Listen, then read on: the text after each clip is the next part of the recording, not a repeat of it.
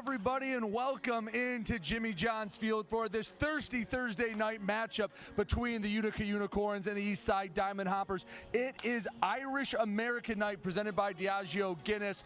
Hope you all are having a great week. It is hot, it is humid, but Dan, we are dry, something we haven't been a lot in Michigan. Should be a fun one tonight. No, big storms yesterday rolled through the area, but today is absolutely perfect. Hardly a cloud in the sky. Expecting a big crowd here tonight for this game. Absolutely, and well, if it's anything like last time these two teams played, they're in for a treat. Last time out, went 1-1 through 9, went to the sudden death extra inning. Diamond Hoppers got the win. If we can have half as much fun as we did last time out, it'll be a good night. Yeah, that was a great game. Luke Drummond came in and held Utica off the scoreboard in that extra inning. Eastside chose to play on defense, and the way the rule works in the USPBL is if you can keep the offensive team from scoring, you win. It's sudden death. They got a runner as far as third base, but did not score. And let's take a look at what made the Diamond Hoppers tick last week. They're on a winning streak. We'll talk about the standings in a minute, but I don't think you have to look any further than Todd Maddox. He was on fire last week. He just couldn't get out, basically, whether it was a hit, whether it was a walk. He found his way on base, and while to score runs, you got to get guys on base. Right, Maddox was 6 for 7 in 2 games on Thursday and Friday last week. He had a run scored, and you just couldn't get him out, including a walk. They did not. They only got him out once in 2 days. And that's something that the whole league has lacked. Some other guys that picked up, Bryant Schellenbarger hit a pair of home runs last week, starting to get a little power with the on base as well. Right, and Eastside can hit. That's going to be the problem for Utica, is their offense has struggled. Struggled it has. You look at the pitching numbers. Any category you look at pitching for Utica, among the best in the league. Any hitting number you look at, they're likely about 3rd or 4th in the league. They have struggled, and Dan, if they can get any offense going, and I mean 3 to 4 runs a game, they're going to be a dangerous team. But that offense, they had a little blip a couple weeks ago, but they were silent last week. 2 runs in 19 innings. Both of our pitchers tonight with ERAs in the low to mid 2s, and Harvin has brought his ERA down to 2.16. He struggled at times on Friday, but he did not allow a run. He did not get the loss. It was a no decision for him on Friday. But you're right. If anybody can put together any offense, they should have a great advantage. Tristan Harvin going for the Utica Unicorns, James Cole for the East Side Diamond Hoppers. Again, pitching's been a strength in this league all year long. Talk to anyone around the league, a pitcher-dominated league. So a lot of nights, if you can get that 3rd or 4th run across, that'll end up making a big difference at the end of the night. Usually find yourself on top. Both of these teams with an ERA around 3.5, so pitching has been dominant in the USPBL and is for all 4 teams in the league. And you look at the standings in the USPBL, it has been a league of streaks right now. Coming into last week, everyone was just about within a game of each other. Some teams have taken advantage, some teams have not. The Westside Woolly Mammoths in first place. They have won 6 straight. They're 16-12. The Utica Unicorns in second. They're a couple games back. If they drop tonight's contest, they go into a tie for second with the 3rd place Eastside Diamond Hoppers. They have won 3 straight after falling to 6 in a row before it. Birmingham Beavers are last. They have lost 5 in a row. So right now, Dan, it seems like you either have it or you don't. But still only 4 games separating the entire league. As you said, Birmingham in last place, but they're only 4 games out of it. We talked about this last week, how close the competition is. Everybody hovering around 500. By the way, Diamond Hoppers with 3 games this weekend. If you have a good weekend, you could put yourself right in a battle for first with the Woolly Mammoths. Right, a Thursday, Friday, Saturday, Sunday weekend here at Jimmy John's Field. It is Irish American Night, and the first 1,000 fans get a Ribby bobblehead presented by Kitch. So we'll let Ribby send it off. We'll be back with more pregame after this here on the USPBL Network.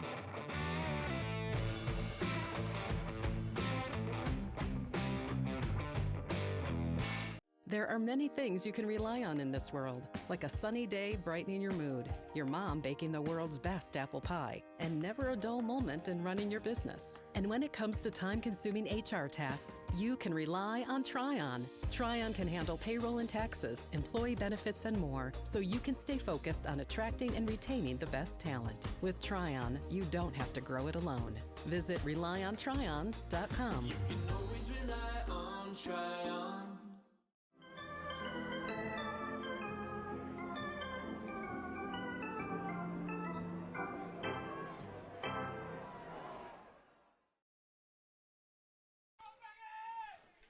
Back here at Jimmy John's Field, beautiful Thursday night as we get ready for what's kind of a big game here as we enter the last month or so of the season. The Unicorns and the Diamond Hoppers, you see the records right there, very close. But before we get into the thick of things, let's take a moment to thank all the sponsors that make this broadcast possible. First of all, Diageo Guinness for sponsoring Irish American Night. Kitsch Attorneys and Counselors, they sponsored that ribby bobblehead you see there with the Irish flag on it. Ascension. Belfort Property Restorations. Budweiser. Dave and Buster's. DTE. Fifth Third Bank. Jarbcom. Jimmy John's. Macomb Community College. McLaren Macomb. McQuaid Heating and Cooling, Plumbing and Refrigeration. Your Metro Detroit Chevy dealer. Pepsi. Scott's. And United Wholesale Mortgage. Again, we thank all those sponsors that make it possible to have this broadcast for you here on the USPBL Network. As I mentioned, Utica Unicorns, Eastside Diamond Hoppers. Let's take a look at the starting nine for both sides. We will start with the visiting Utica Unicorns. They come into this game just a game above 500, 13-12, leading off at third base, Lucas Gooden. Batting second, the new face for the Unicorns, Jacob Mitchell. He's the designated hitter here on a Thursday. Felix Aberrett behind the dish, batting third. The slugging lefty, Josh Baker, bats fourth in left field. Nick Pastor in center field, batting fifth. The first baseman, Jared Weber, bats sixth. Angel Diaz in right field, batting seventh. Patrick Baggett at shortstop tonight, batting eighth. And Donovan Curiel at second base. Tristan Harvin on the mound. We'll take a look at the pitching in a moment. But first, let's go to the starting nine for the home team tonight. Ryan Kotke's Eastside Diamond Hoppers trying to get back to 500. Leading off at second base, Luis Acevedo. Batting second, the smooth fielding shortstop, Alex Pup. Joe Burke in the three-hole, he's at first base. The power bat, Bryant Schellenbarger, batting fourth in right. Joseph Califoot in left field, batting fifth. Todd Maddox coming off a hot weekend. We talked about that in the pregame. He's at third base. Anthony Flores is the center fielder, batting seventh. Taj Porter, designated hitter tonight, batting eighth. And Whit Hughes has the catching duties. He bats ninth. James Cole is on the mound for the Eastside Diamond Hoppers as well. It's a beautiful day for weather, or beautiful day for baseball with the weather. All right. Let's take two. It's a beautiful day for baseball. Let's look at that weather. Look at that. It absolutely is. With the storms we had come through the area yesterday, again, it is crystal clear here today with a temperature of 86. The wind out of the southeast, but barely at all, 3 miles an hour. The flag blowing from right field to left field, and the forecast for the remainder of the evening is sunny until it's dark. But, yeah, beautiful day for baseball. Yes, as we get that right. English can be hard sometimes. It is warm, it is humid, but it should be a fun one. Let's take a look at the Ascension pitcher comparison tonight. Tristan Harvin, James Cole on the mound, and those are some eye-popping numbers. Tristan Harvin, a little bit more of a sample size, but just about everything you see on that screen is positive. Yeah, absolutely, and both of them have about the same strikeout to innings pitched ratio. They both have a pretty good strikeout to walk ratio, though Harvin's is a little bit better than James Cole. Again, Harvin pitched a really nice game last Friday and a no decision against the Unicorns. Cole, this is the first time I've got a chance to see Cole, and I'm looking forward to it. I guess if there's one number you want to nitpick, those hits a little high for Harvin, especially with not his great strikeout numbers, but he's made the big pitch when he's needed to. He did so last time, a 2.16 ERA. That speaks for itself. Yeah, he was a magician last week because he pitched into trouble and pitched out of trouble and pitched into trouble and pitched out of trouble. He had a few too many walks and some guys got on base, but he managed to escape every time. I'm sure Jim Essien would love to just not even pitch into trouble, just pitch like he did when there were guys on base. But it's a big game for both sides, as you saw in the standings in our pregame segment, that Eastside, they've heated up a little bit. They've won 3 straight. Unicorns have lost 3 straight. And as you see right there, the Unicorns are now 3 games out of first place, or excuse me, 2.5 games out of first place behind the West Side Woolly Mammoths. The East Side Diamond Hoppers nipping at their heels. They were in the basement. A win tonight puts them in a tie for second place. Well, we talked about the fact that the Unicorns are having trouble at the plate, and that's starting to catch up with them. Their pitching has been great, but they just haven't put together much offense, and their 6, 7, 8, 9 hitters have not really given them a whole lot. I mean, the stat last week, it seems fake that in 19 innings, they gave up 2 runs and went 0-2. Yeah, that's pretty tough to do. The positive side is the pitching has been magnificent for the Unicorns. You couldn't ask for any more from basically that entire staff. Diamond Hoppers, though, they have some pretty good arms as well. Yeah, absolutely do, and it's led by Harvin, and he is, he started the All-Star game, and he is an excellent pitcher for this team, and he is accumulating innings, and as you said, he has a much larger sample size. So really, we know what we're going to get out of him here today. Diamond Hoppers being announced with the kids of the game. Let's take one final break. When we come back on a thirsty Thursday night, we will have the Diamond Hoppers and the Utica Unicorns here on the USPBL Network.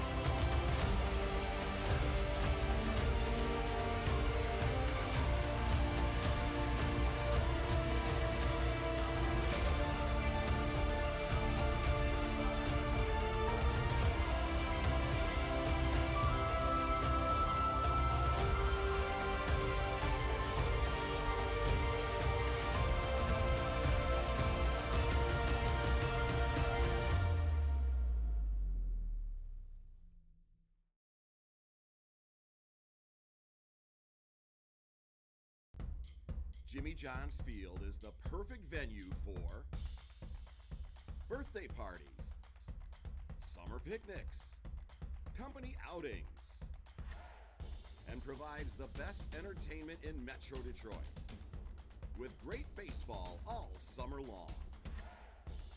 Spend your summer nights under the lights at Jimmy John's Field in historic downtown Utica.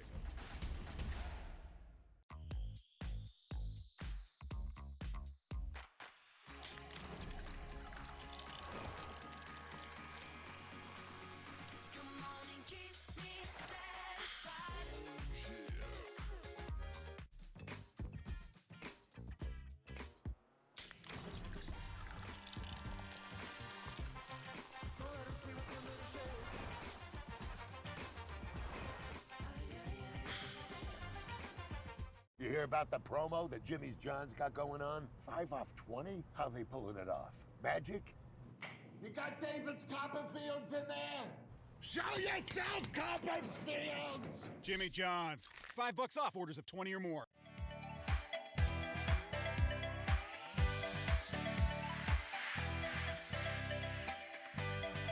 What are the odds that we're neighbors, where you've known each other our whole lives, and both tear the exact same things in this exact same knee? So an ACL tear is an injury to the main stabilizing structure of the knee. You want a good team around you, because then you know that what you're doing is going to help you in the long run. My message to everyone who's helped me, thank you so much, because you guys helped me progress so much. Also hearing it from a friend that's went through the exact same thing, I think sort of helps that know that there's a bright side at the end. Why are all these business owners smiling? Because they rely on Tryon to handle difficult and time-consuming HR tasks like payroll, benefits administration, and more. Working with one of the nation's top professional employer organizations provides access to top-tier healthcare and employee benefit plans and Tryon's team of attorneys and HR experts. With Tryon, you don't have to grow it alone. Visit RelyOnTryon.com. You can always rely on Tryon. You hear about the promo that Jimmy's John's got going on? 5 off 20? How they pulling it off? Magic? You got David's Copperfields in there? Show yourself, Copperfields! Jimmy John's. $5 off orders of 20 or more. Slide into a new home. Work with a local mortgage pro who works for you. Get a cheaper, faster, easier home loan. Find a mortgage broker near you today at findamortgagebroker.com.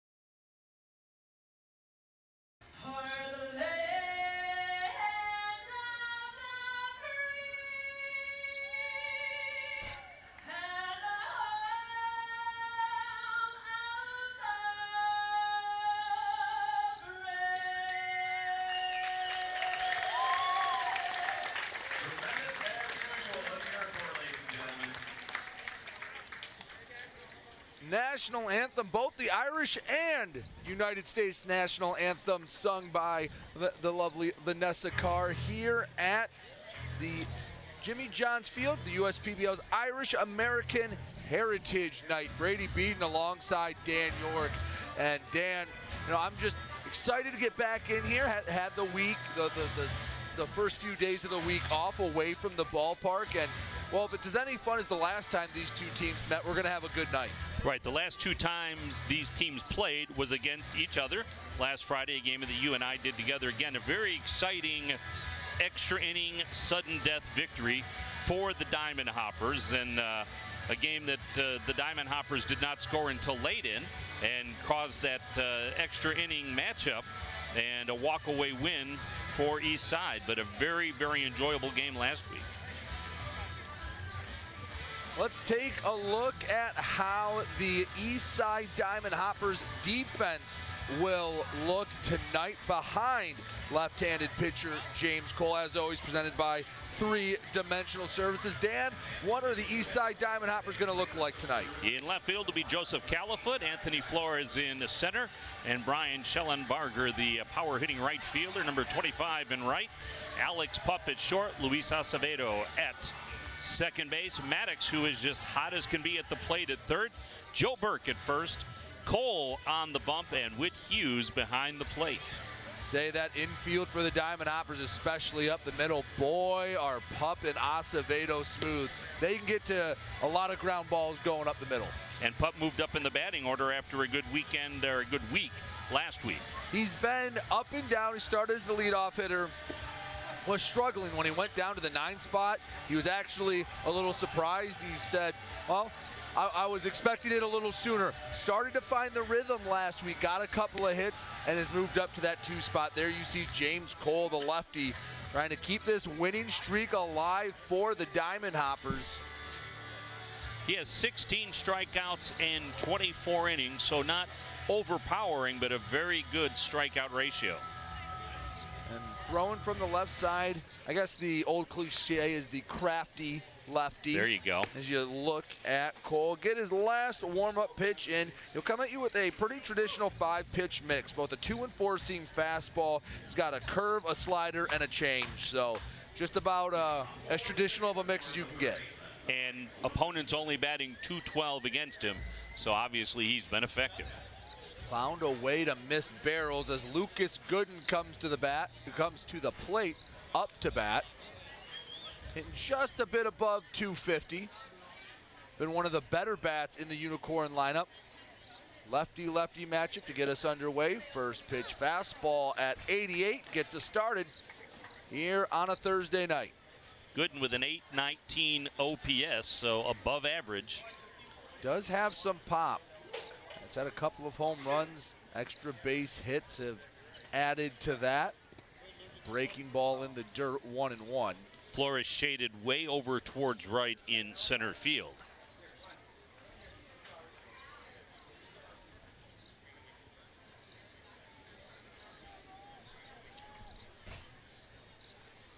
One ball, one strike.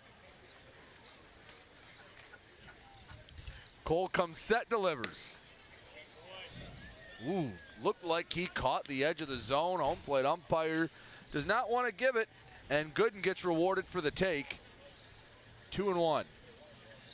And our home plate umpire is known to have a rather wide strike zone, so didn't bite on that one. Outside part of the plate. That time catches the black for James Cole. So he does have a little wider, but you know what you're getting. It is very consistent. He might give a little off the plate, but he'll do it in the first inning and he'll do it in the ninth. That's all you can ask for as a hitter. Know what the zone is and you can work around it. The 2-2. Swing and a hot shot to right field. Schellenbarger back over his head, off the wall. Gooden around first. He will cruise into second.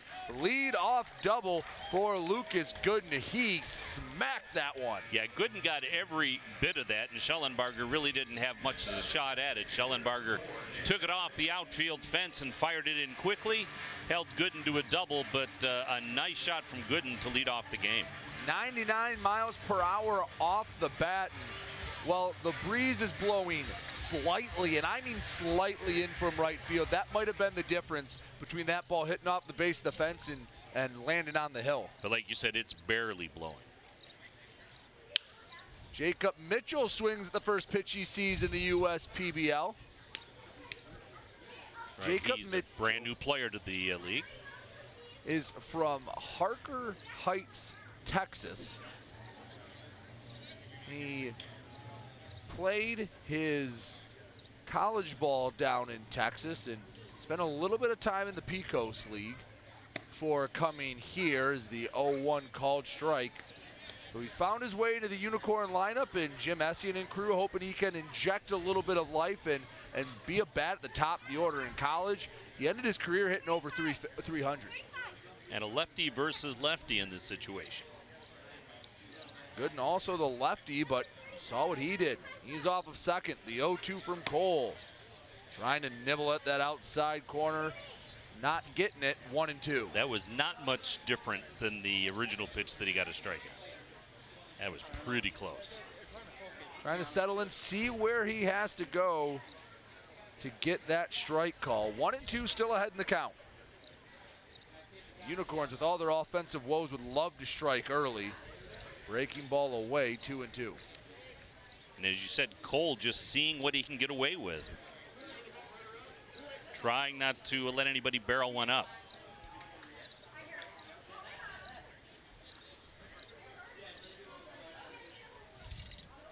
Gooden off of second. The 2-2. Missing away. Now, Dan, after 3 straight misses away, is that him trying to pick the corner, or is that him maybe something mechanically is pulling him to the outside part of the plate? I still think he's just trying to find his spot. Now, that could be mechanical, but he is definitely working that outside corner, still with 2 strikes. Counts now full after 3 straight misses. Fastball slapped foul down the left field line. Challenge pitch. The only reason I asked is because the 1-2 and the 2-2 pitches weren't particularly close. That 0-2, you know, okay, see if you get him to chase, but he started missing further and further away. Well, and he's afraid to lay one over the plate. Did to Gooden, and that's why he's standing on second. The full count. Fouled straight back. And that one was right down Main Street, and he got away with that one, so the batter Mitchell was late.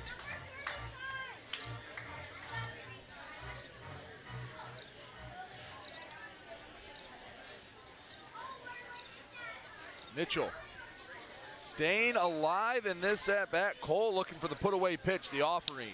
High chopper up the middle. Pup to his left, chest high hop, throws to first, moves the runner up, but Mitchell retired. 6-3 put out in the book, runner on third, one away. Not an extraordinary play by Pup, but nice the way he handled it. Knew he had to rush the throw a little bit because the bounding ball was a little bit slow. Rings up the catcher, Felix Aburet, who's actually the only right-handed hitter of the top 5 in the Utica lineup. So And that's pretty unusual. Yeah, there have been, especially on the mound, there's not a lot of lefty pitchers. Cole was a mid-season addition to the to the Diamond Hoppers. And I'd say every team has a handful of left-handed bats, but Unicorns front-loading it in the lineup tonight, trying to find that magic formula that can get their offense going. Great opportunity to score the game's first run. Runner on third, only one away. And unusual to front-load your lineup with lefties with the southpaw pitcher.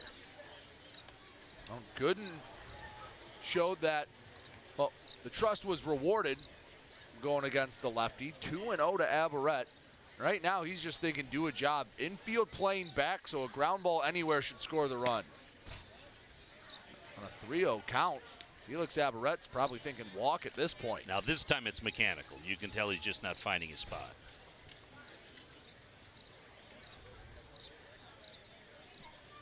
Cole comes set. 3-0. Oh, nearly clips Aburet. 4-pitch walk. And Cole didn't look comfortable in that at-bat at all. Could be as simple as facing the first right-hander he had seen, but just did not look right. What you saw had a quick word with his pitcher, Cole. Yeah, 4-pitch walk. Never looked like he settled in. Guess the silver lining with the slugger Josh Baker, he is a double play candidate. He's also a candidate to make it a 3-0 game here in the first, so it's a double-edged sword. Baker with 4 home runs and 14 RBIs. 5th straight miss from Cole. Baker tied with Chris Davis for the lead in the USPBL. The lefty has some power. Battling the shadows, as you usually do the start of the 7 o'clock game. Another pitch misses away. Whit Hughes tried to sell it. And you saw Cole, after he threw that, kind of move his shoulder around and move his arms around. He's just not comfortable yet. Runners on the corners, only one away. Hitters count with the slugger Josh Baker, the 2-0. Just misses, and when you're struggling to find the zone, when you get that borderline pitch, it's tough to get the benefit of the doubt. Right, and he's going to have to come right down the heart of the plate right now. 3-0, 7 straight balls for James Cole. 8 straight. Back-to-back 4-pitch walks. And if you're Ryan Cockey, who has 3 games this weekend, will play tomorrow and will play Sunday, you need your starters to give you a little bit of length. Has to be some nerves in that Diamond Hopper dugout right now. As you see, there's a meeting on the mound. You have both Whit Hughes, and it looks like Joe Burke came over as well. Trying to calm him down, figure out, is he all right? Is it mechanical? This is kind of a long conversation. Yeah, and you saw the pitcher, again, just kind of motion towards the plate, trying to indicate what's going on. You saw the numbers. Cole was so solid coming into this game and struggled here early. It's been double, ground out, walk, walk. He's missed on the last 8 pitches as Nick Pastor comes to the plate. 9 straight in the dirt. Yeah, he definitely short-armed that one. Sounds cliche, and it is, but it's cliche for a reason. Seems like he's aiming the ball and not just throwing it. Yeah, and even where he landed, he looked down at the spot like he wasn't happy where he landed. Here's one. Gets it over for a much-needed strike call. And Pastor, rightfully, I don't think that bat was ever coming off his shoulder until a strike was called. Absolutely. Cole's going to have to prove he can throw a strike. 1 ball, 1 strike, bases loaded, 1 away in the top of the first. Breaking ball. Not a bad pitch, just missed a hair below and the a good knees. idea, because you can't just keep throwing fastballs. You've got to show something else. 2-1. Trying to induce that double play. Pup and Acevedo, middle infield, and double play depth, the 2-1. Swing and a miss. Pastor a bit out in front. Evens the count at 2 aside. Yeah, double play would allow the Diamond Hoppers to come out of this unscathed. Right now, I think they'd be happy to only give up 1 run. And settle James Cole down, perhaps. Get him back in the dugout, let him regain his thoughts and regroup. From the edge of the shadows, the 2-2. Ground ball, but it finds a hole into right field. 1 run in to score. Abarreta around third, the throw to the plate, up the line, and it's a 2 RBI single for Nick Pastor, and the Unicorns get some early offense and take the 2-0 lead. Yeah, right now, Cole just not fooling anybody when he does get it across the plate. That's a big hit for Pastor. Pastor didn't get all of it, but when you put yourself in a situation where you walk essentially the bases loaded after giving up a double, that's where that hurts you a lot more than take care of business and that guy leads off an inning or there's just 1 runner on. Hey, maybe a run doesn't score. Weber crushes 1 to left. Califoot looks up and watches it clear the pine tree. Oh boy, Jared Weber sent that one to the upper peninsula. And the Unicorns seeing the ball well. 5-0 Corns in the first. First home run of the year for Weber, and that was an absolute no-doubter the second that left his bat. You knew that ball was gone. Our projections up in the booth had that approximated at about 387. I think he's shortchanging that a bit.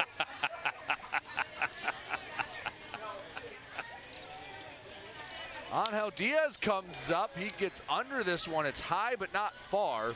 Pup calling everyone off and brings it in for out number 2. Wow, Weber has to be feeling good because he crushed that thing. And that was as nice as any of the home runs we saw in Home Run Derby a couple of weeks ago. And you can see out in left about where it landed. It was well, I mean, that tree line's about 20 feet beyond the left field fence. And it went over that. And it very much cleared that. If a young fan is trying to get it, look out, because there's going to be some branches in your way. But he got every bit of it, and for whatever reason, I don't know, I've only been here this year, but it seems like this ballpark, it holds fly balls in. Like, there are some you think off the bat that's gone and it ends up off the base of the fence. I mean, Gooden, when he hit it, I thought it had a chance. That one was an absolute no doubt, and we haven't had too many of those where you can just watch it fly. Yeah, that's 2 bombs this inning. 0-1 misses away, 1-1. And Ryan Kotke's going to have to make a decision whether or not to bring Cole back out next inning, but nobody is warming up. Again, 3 games this week for the Diamond Hoppers. Only have so many arms to go around. So maybe thinking, all right, it's 5-0, I can let Cole work through this. The damage is already done. Any reliever you bring in can't undo those 5 runs. And you've got 9 innings to get it back. That is the good news if you're a glass half full kind of guy. 3-1 to Patrick Baggett, 8th batter of the inning. Fouled straight back, counts full. We talked about it during the pregame. Baggett batting only 189, between Diaz batting 150, Baggett batting 189, Curiel batting 230, Weber batting 235, even though he hit the home run. The Unicorns have had trouble creating offense at the bottom of the lineup. Slapped hard but foul down the right field line. And 2 weeks ago, in 2 games, the Unicorns put up 17 runs. And then I gave the stat they scored 1 run in 19 innings last week, or 18, excuse me, they did not. Or they did bat, so in 19 innings they gave up or scored 1 run. It has been all or nothing as the 3-2 misses to And you bag said it. they've been streaky all year, as has everybody in this league. Donovan Curiel coming up, the 9-hole hitter. Trying to keep this explosive first going.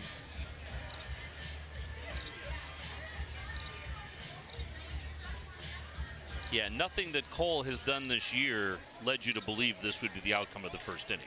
But 20 innings or so, that means you've had a handful of appearances. We'll have to put a pin in that one as Curiel grounds out to end the inning, but not before 5 runs come across the score. Pastor drives in 2 with the RBI, or 2 RBI single. Jared Weber 3 on the 3-run shot. Be back in the bottom of the first here on the USPBL Network.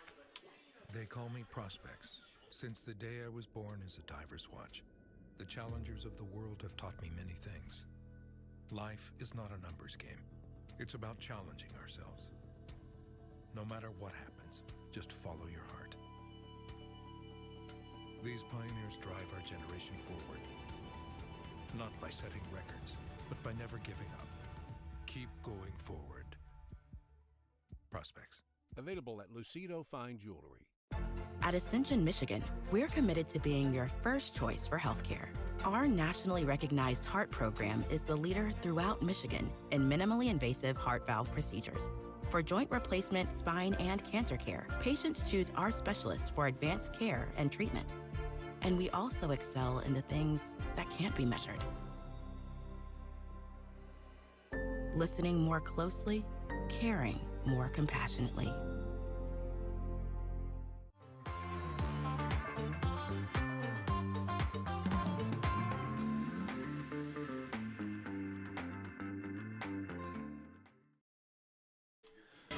Bottom of the first, and well, the fans, hopefully they got here early because the Unicorns did the damage in the top of the first. 5-0 Unicorns. Let's take a look how they align defensively. Brought to you by 3-Dimensional Services. Dan, what do the Unicorns look like in the field tonight? Josh Baker will be in left, Nick Pastor in center, Angel Diaz in right. In the infield, Gooden at third, Baggett the amazing shortstop at short, Curiel at second, Weber at first, Aberrett is catching, and we have Tristan Harvin on the mound, but we might have a different pitcher to start the game. So as far as everything we're told, Dan, I'm looking at my lineup. That says Tristan Harvin, right? That T. Harvin, number 18. But audible was called, and it will be Jacob Harsany getting the start. So excuse us as we adjust our scorebook. I don't know when that was made, but, well, Jacob Harsany has to be pretty happy that he will be getting the start. He's already up 5. Yeah, he spotted a 5 spot. He comes in with a 3.86 ERA. He's 0-1 on the season with 14 innings pitched and 14 strikeouts in those 14 innings. First pitch breaking ball called strike on Luis Acevedo. Harsany, the Unicorns righty, 3-pitch mix, sinker, slider, changeup. So Eastside trying to get back into this one, down by 5. Dan, the mentality, I'm guessing, has to be get 1 back, get 1 or 2 back, and then just chip away at it the rest of the game. Trying to get all 5 back in the first inning is going to be an exercise in futility, especially when Harsany gets that ground ball for out number 1. Well, and the other thing is, you know, with younger players, the temptation is to try to get it all back in one swing. And it'll be up to Ryan Kotke to make sure he keeps his guys level. Again, you just got to get on base. You can't score without base runners. Alex Pup comes up to bat. Average still a bit below the Mendoza line at 182, but he had a couple of nice hits last time out. He chops one high over top of the sinker. Gooden throws to first, and this is not the way to get back into the game. No, but tip the cap to Jacob Harsany. Comes out, gets a pair of ground outs. And early pitch swinging. So Burt comes up batting .293. Now Joe Berg, maybe a little more free swinging with nobody on and 2 away, but you think you take only 4 pitches thrown here in the first. And he got the corner there.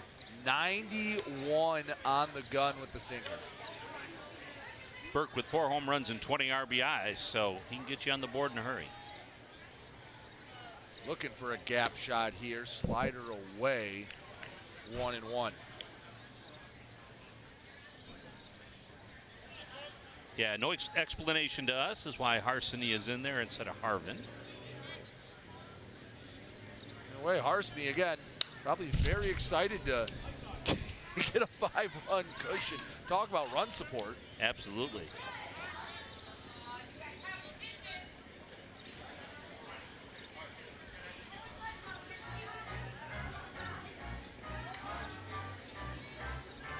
Harsany settles in on the mound as Burke trying to avoid a 1-2-3 inning.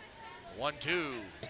Slider couldn't make it through the front door. 2 balls, 2 strikes. And with the Unicorns warming someone up in the bullpen, you wonder if this is going to be a bullpen game, which, right, maybe again, not a good idea, or not that it's not a good idea, but not what you want to do with 3 games in a row. Check, swing, foul down the first base line.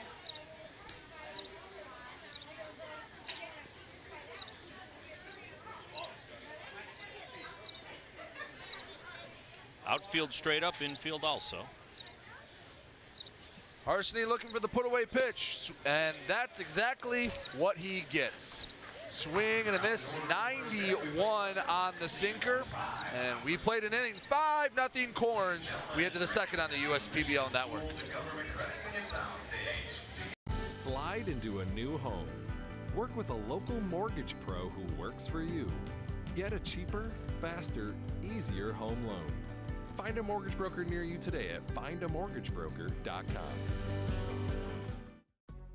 With a transforming world, we can see how drastically the world is heading towards automation. And so, we need 24/7 surveillance and security systems for our homes and businesses to avoid any theft or breach of privacy. JARBCOM brings the installation of security cameras to the tip of your fingers with our state-of-the-art mobile app. JARBCOM also provides surveillance monitoring of your entire property with flexible options that offer a dependable solution to be scaled to fit any domestic or commercial need. Contact JARBCOM today for a free estimate at 800-369-0374 or look us up on the web at jarbcom.com.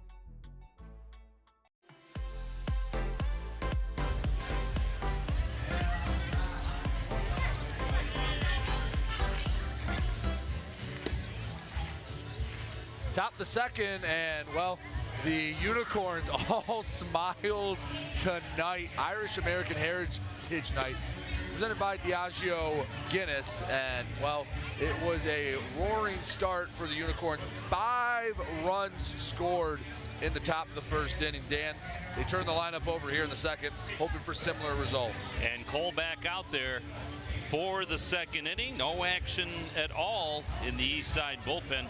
There is action in the Utica bullpen, so we'll see if this is a bullpen night. Well, if it is a bullpen night, the offense picked up the bullpen early.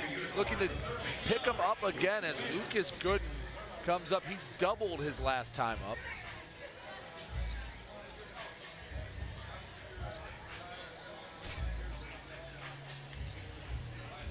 Lefty-lefty matchup. You see Gooden, Mitchell, Aberrett due up for the Unicorns. And James Cole trying to shake off that first inning.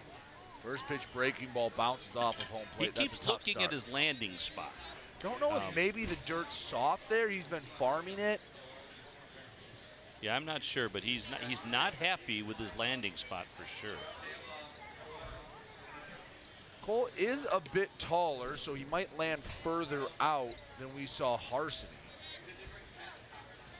And obviously when things aren't going well, everything feels bad anyways. James Cole, a Warren native. Attended Davenport.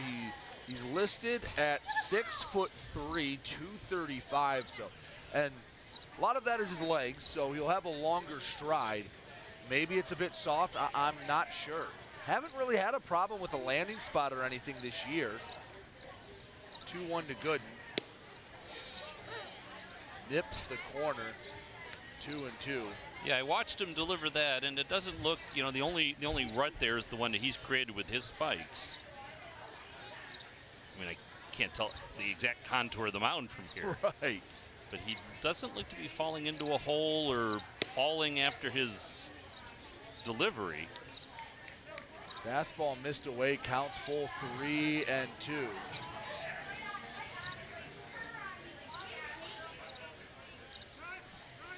Cole comes set, but we'll have to wait for Gooden. He uses his one timeout.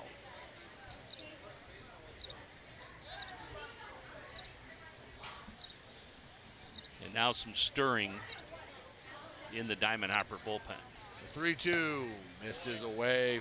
4th walk already for James Cole.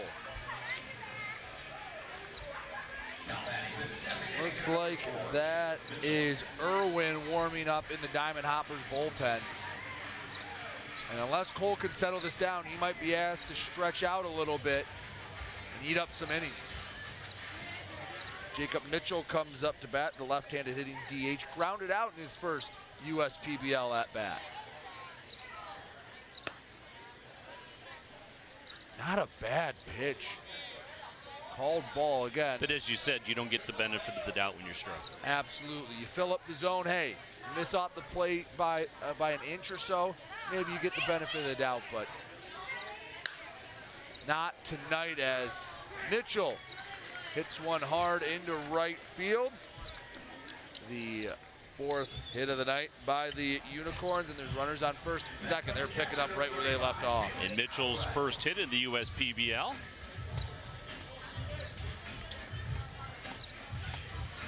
Runners on first and second with nobody out here in the second. Irwin just starting the very beginning of his warm-up routine, trying to buff out. Yeah, he's 10 minutes from being ready to come in at the earliest. Chopper foul from Aberrett. Walked on 4 straight last time. He is not rushing that procedure. Danny Sullivan, he's getting our ground ball, our foul ball. Our director trying to play tricks on us. Throwing us off. Just making sure we were paying attention. Runners on first and second, nobody out. Tailor-made ground ball, Pup. Acevedo to Burke, and well, that's exactly what James Cole needed to maybe settle things down a bit. A 6-4-3 double play. Quickly 2 away here in the road half of the second. Pup even had a little trouble getting it out of his glove, but he had plenty of time to make the turn to second base. Josh Baker didn't get a strike last time up. Walked later, came around to score on the Weber home run. See how aggressive he is here in at-bat number 2. Way outside for ball 1. So very much like the ball game the other day at Comerica Park, a little trouble with the pitch clock. The 1-0, off speed, drops in at the knees for strike 1. So I'll be honest, I'm not quite sure the protocol when the pitch clock goes out. I'm assuming the umpires will have to try to manually keep that. But the pace of the game, I really don't know if Cole will notice, because he moves fairly quickly anyway. Well, the umpire has a remote in his hand, I believe. Unless that is a stopwatch. We'll see. 2-1.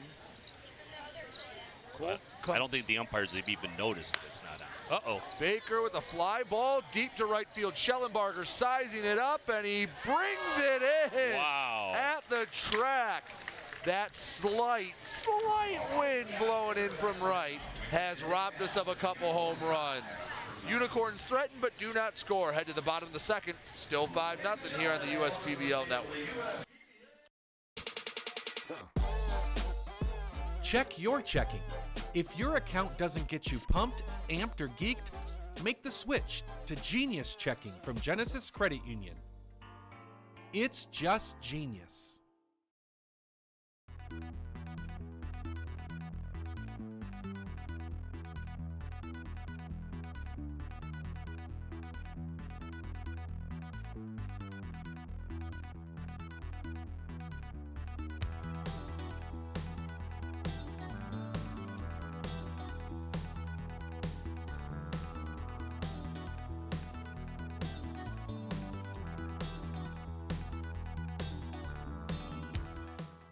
We're the financial champion of Michiganders.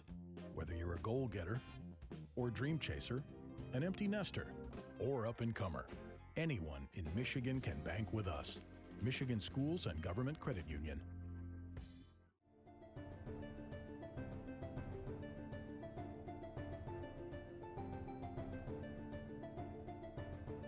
USPBL dance crew and the USPBL staff would like to thank Lindsay's Cheer and Dance. 5-0 Unicorns on top. Pitch clock is working. The one behind home plate on the backstop. It's the one in center field that is having some technical issues. So we still have the pitch clock going. Just the batter might not want to risk it because he's not going to be able to see it. And I imagine, I don't know if the umpire would count him in or not. Get like the high school football. Yeah, right. Put the arm up at 10, start counting at 5. Brian Schellenbarger leads us off. It's Schellenbarger, Califoot, Maddox due up in the bottom of the second. Jacob Harsney back out for a second inning of work. Let's see how long they let Harsney go. There was action in the bullpen last inning. All quiet on the Western Front now out in right field. Schellenbarger batting .302 with 3 home runs and 14 RBIs.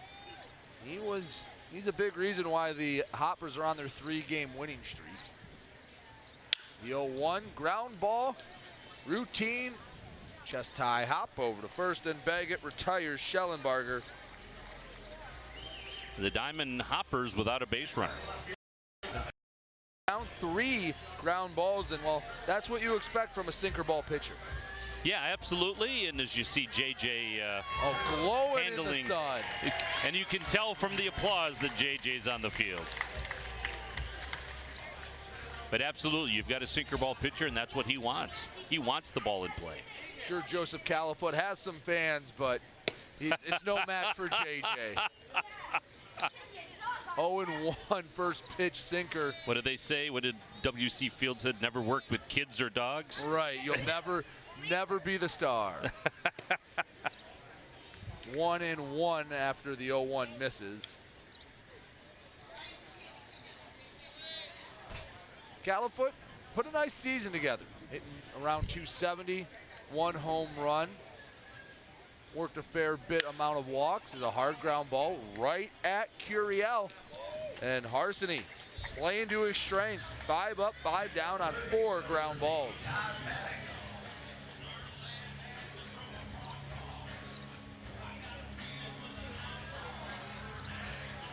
Brings up Todd Maddox, who was probably, well, I'm not going to say probably, he was the hottest hitter last weekend.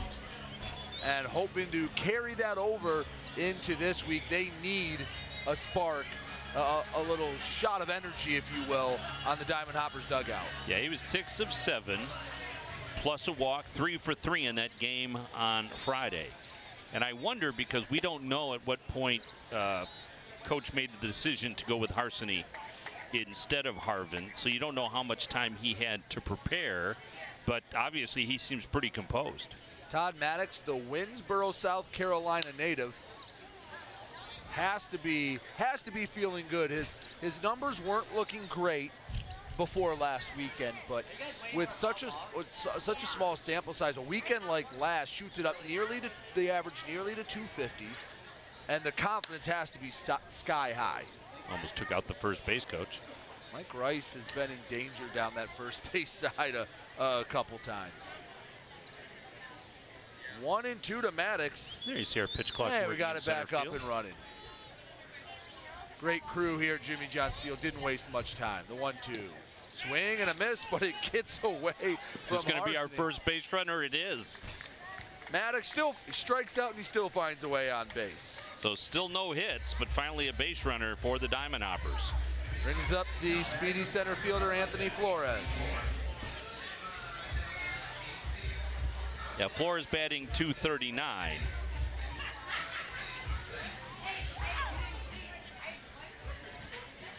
See if he can put something together against Harsney. 5-0 Unicorns. We're in the bottom of the second. We will get a pitch clock violation, but okay, so I think the pitch clock in center field, it must not have been synced because it was still moving, counting down when they stopped for the pitch clock. Okay, so it's possible what we're looking at is inaccurate, right?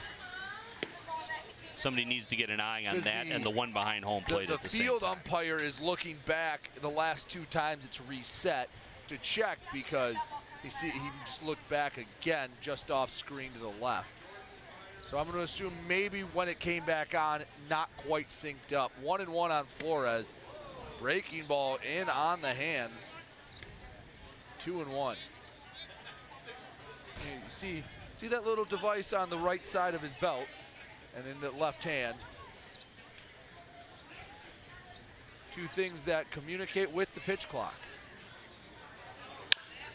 Chopper to the left side.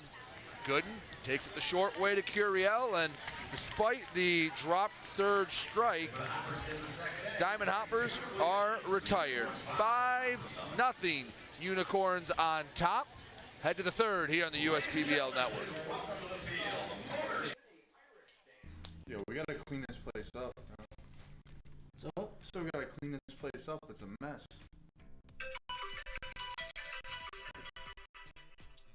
Coach, the house is a mess. Hey, you're gonna have to call somebody to get that house clean because I need you guys down here now. Who can we call? Well, the company that does all the suites and company offices is Dawn to Dust Cleaning Service. What's their number? 586-932-4090. Give them a call. Hello, Dawn to Dust Cleaning. How can I help you? Hi, how soon could you guys come clean our house? You know, we actually have availability today. Are they here already? That can't be them.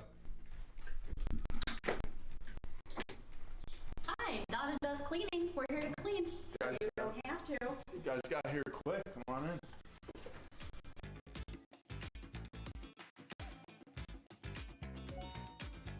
This looks unbelievable. Wow. Crystal clean. Definitely worth 5 stars. What do we think? Oh yeah, this is amazing. 5 stars for sure.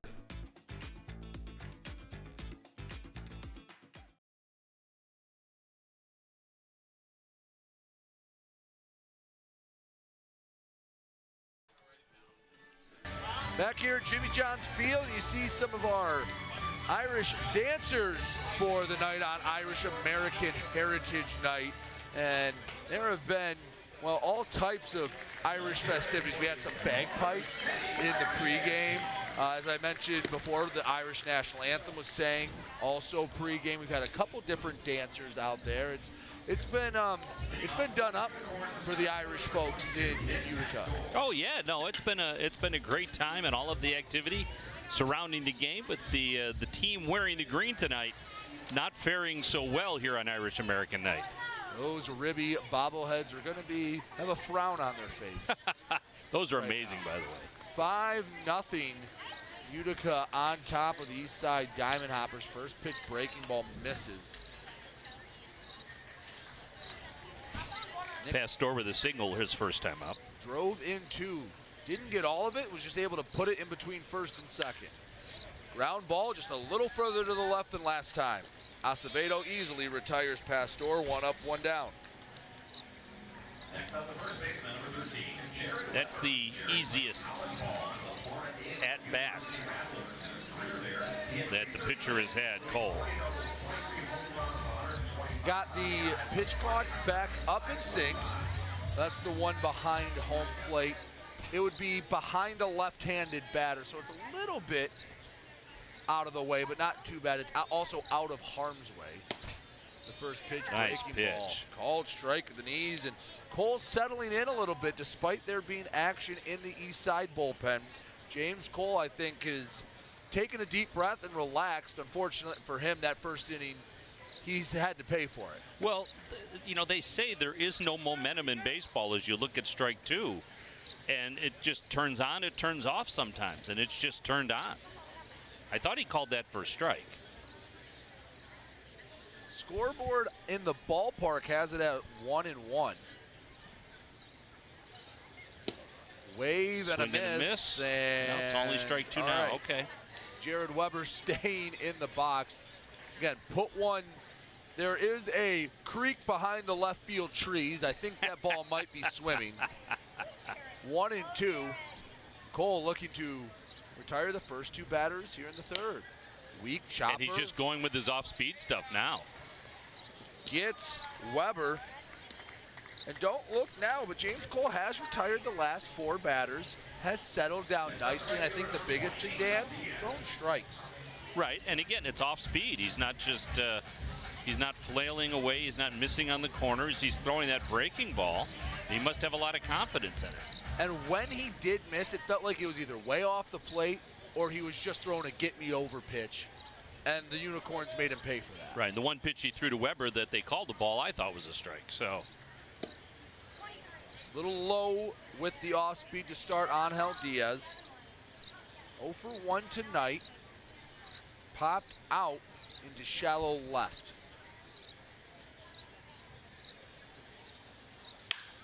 Hot shot to shallow left. That one for a base hit. Much better swing from Diaz. He has a 2-out single. Yeah, Diaz batting only 150 coming into this game, but he center cut that one right into left field and a rocket for a base hit. Diaz had a very small sample size. That was only his 22nd at-bat of his USPBL season. Patrick Baggett comes up to bat, worked a walk last time up. They're on first, 2 away, 5-0 Unicorns here in the third. First pitch swinging, ground ball to Maddox. Sidearms it across the diamond.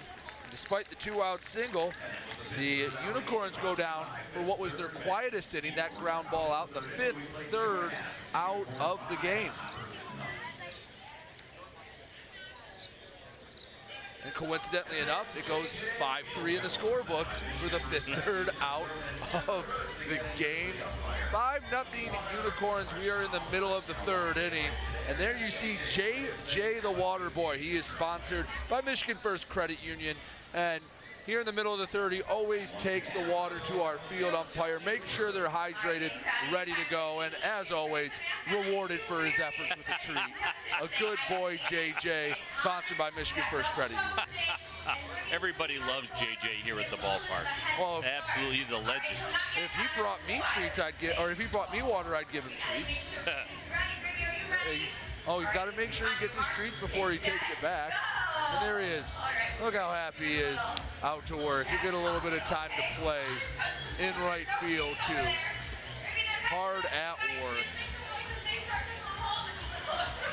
On Thursday, August 3rd, the Mammoths are wearing custom jerseys featuring their Bad to the Bone logo, which fans can bid on now through noon on Saturday, August 12th.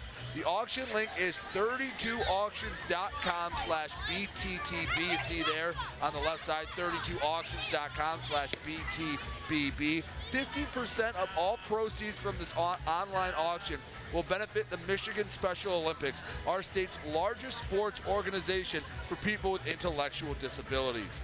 To see the rest of our Willie Mammoth's Bad to the Bone merchandise available for purchase, check out uspbl.com/shop.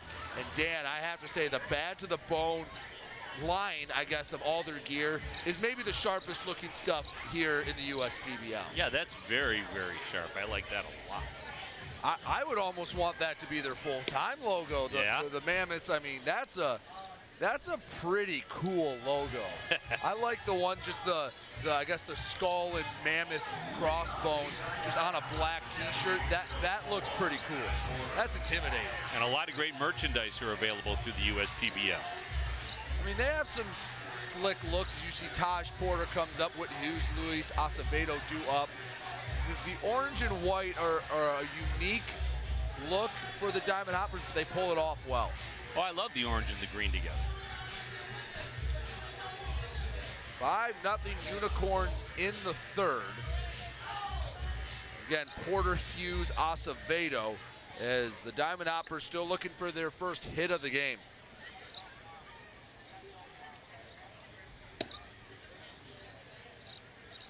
Healthy hack from Porter for strike one. Diamond Hoppers got their first base runner of the game. That was on a strikeout. Jacob Harsany has been dialed in from the word go. Just missed off the plate away. And there's been action in the bullpen for the Unicorns the entire time, but Harsany's still out there. 1-1. Check swing. Whether it's a called strike or he broke the plane, I think it's a moot point. I don't know if Porter held up. 1-2. Well, if Harsany's going to pitch like this, you just kind of let him go, don't you? Yeah. I mean, we talked about it. You've got 3 games this weekend. So save your bullpen. Unicorns will be off tomorrow, but they're back in action Saturday for that doubleheader. The way the standings are going, Unicorns are going to need all those, and those Saturday doubleheaders can prove huge in taking leaps or falling behind in the standings. And with everybody so bunched up, one weekend can change the entire complexion. 2 balls, 2 strikes to the leadoff man here in the third, Taj Porter. Make it a full count.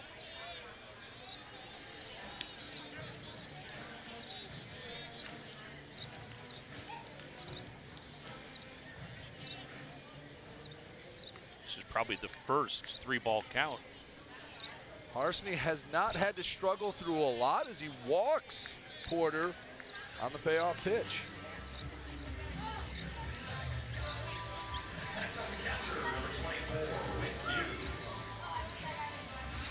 Brings up Whit Hughes as the catching duties tonight.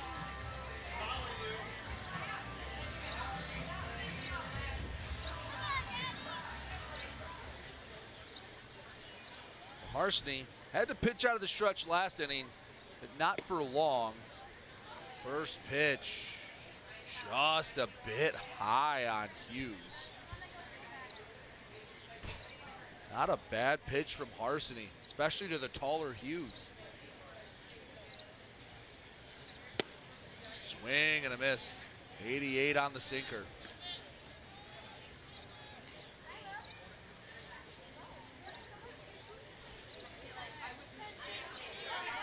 Infield and double play depth.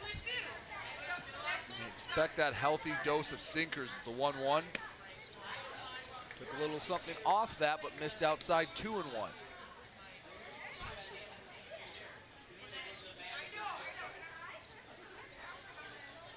Two balls and a strike. Porter's. Go I ahead. was going to say, conservative would be overestimating the lead for Porter. Gets off a little more as Hughes puts one on the ground. Backhand by Baggett. The throw to first. Wow. Gets Whit Hughes. Wow. Patrick Baggett off the backhand and basically from his backside throws across. Had to be a perfect throw, and it was. The last hop of that ground ball jumped right into his mitt. That helped him a little bit get the ball just a little bit quicker, and he made a great job to pivot and throw that ball to first. And all his momentum was taking him towards the left field line. So that's all arm strength. Another ground ball to Baggett. Throws to third, the tag, and they got Porter trying to sneak up to third. Heads up play by Patrick Baggett. This is an inning for his highlight reel. I'm going to say this is a good inning for the shortstop. Good heads up play, didn't give it a second thought, didn't hesitate, made the play and nailed Porter at third base, who probably shouldn't have gone on the ground ball but went on contact. Not too often you put 6-5 in the scorebook. 2 away. Alex Pup up to bat. Grounded out to third his first time up. So through 10 batters, if my math is correct, we have had 6 ground ball outs. Harsiny's sinker is working, and it has a lot of movement to it. Well, 7 if you count the play at third. Oh, yeah, you're right. And then 2 strikeouts on top of that make up every out recorded. And wouldn't you know it, another ground ball. Good The to sinker first. is working. And Pup is retired for the second straight time on a 5-3 ground out. And the Diamond Hoppers down quietly. We've played 3, Utica 5, Eastside nothing. We'll head to the 4th here on the USPBL network. First State Bank is a locally owned and operated business. We're part of your community. At fsbcares.com, you'll find ways that we're making a difference by featuring locally owned and operated businesses, providing access to helpful financial resources, and engaging with community. fsbcares.com is part of our commitment to the neighborhood because strong neighbors mean stronger communities. Where good neighbors do great things. Member FDIC and Equal Housing Lender. The Dave & Buster's method is designed to help you unlearn adulthood and reset our life around zapping stuff and cheering for stuff with your friends. Begin the method today with 5 free games. You know you want to. Fifth Third Extra Time helps you do you better. So kick back and relax. You have extra time to avoid overdraft fees. Fifth Third Extra Time. This is banking a Fifth Third better.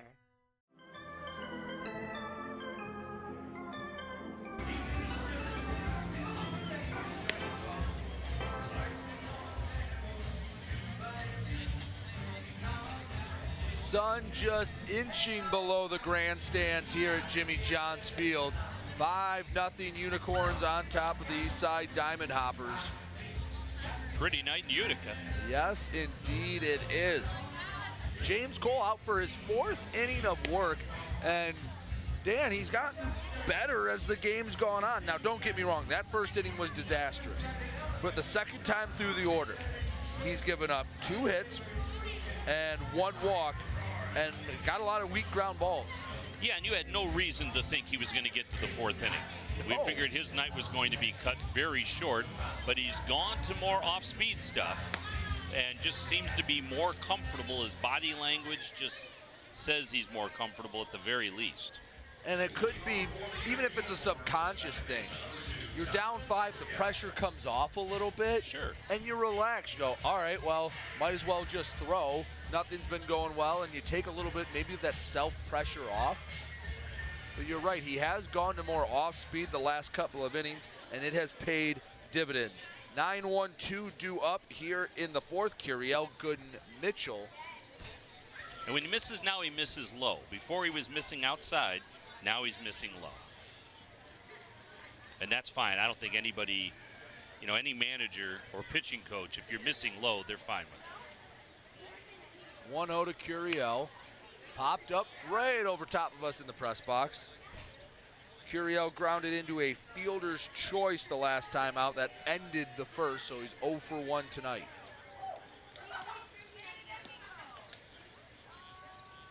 Curiel batting .230 coming into this one. It's part of, as we talked, the bottom part of the Utica order struggling, although Weber, who's only batting .235, is the one with the big jack tonight.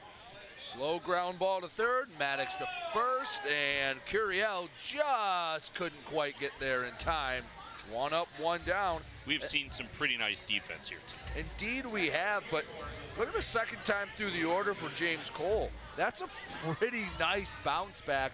And I guess, if nothing else, a silver lining to try to build back some confidence for his next time out. Right, and normally guys get hit a little more as they get through the second and third time.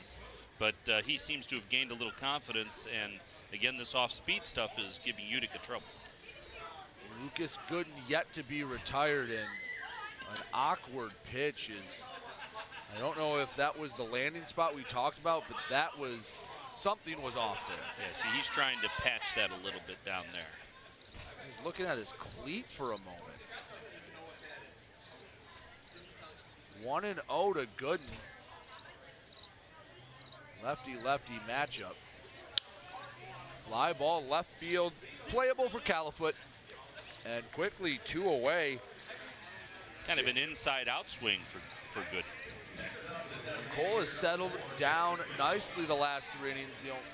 The only problem is we need to find the offense as the mound. We haven't had any issues for the Utica pitchers. Right. Harsany has not, at least, if there has been, he hasn't expressed it. I mean, again, you haven't given up a hit. You're gonna live with a few things where if you give up 5 in the first inning, you're gonna be every little thing might annoy you. Fastball, just missed for strike 1, or for ball 1, excuse me.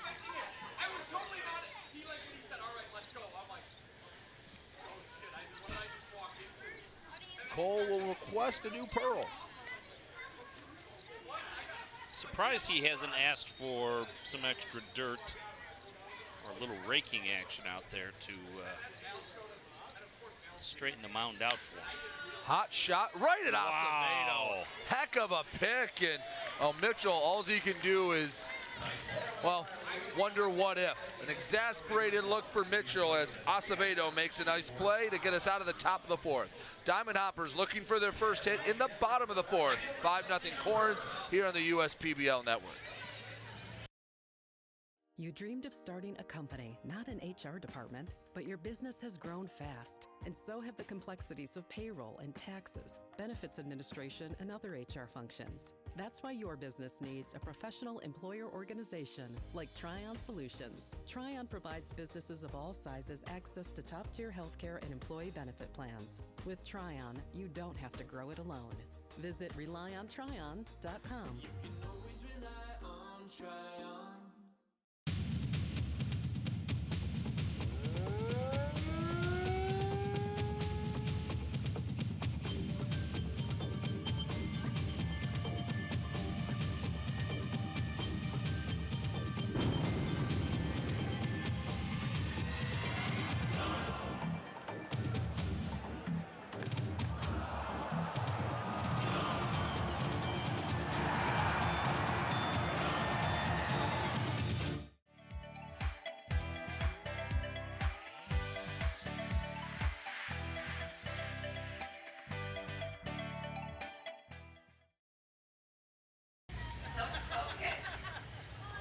Jacob Harsany, who wasn't even the original scheduled starter for this game, has been wonderful through the first third.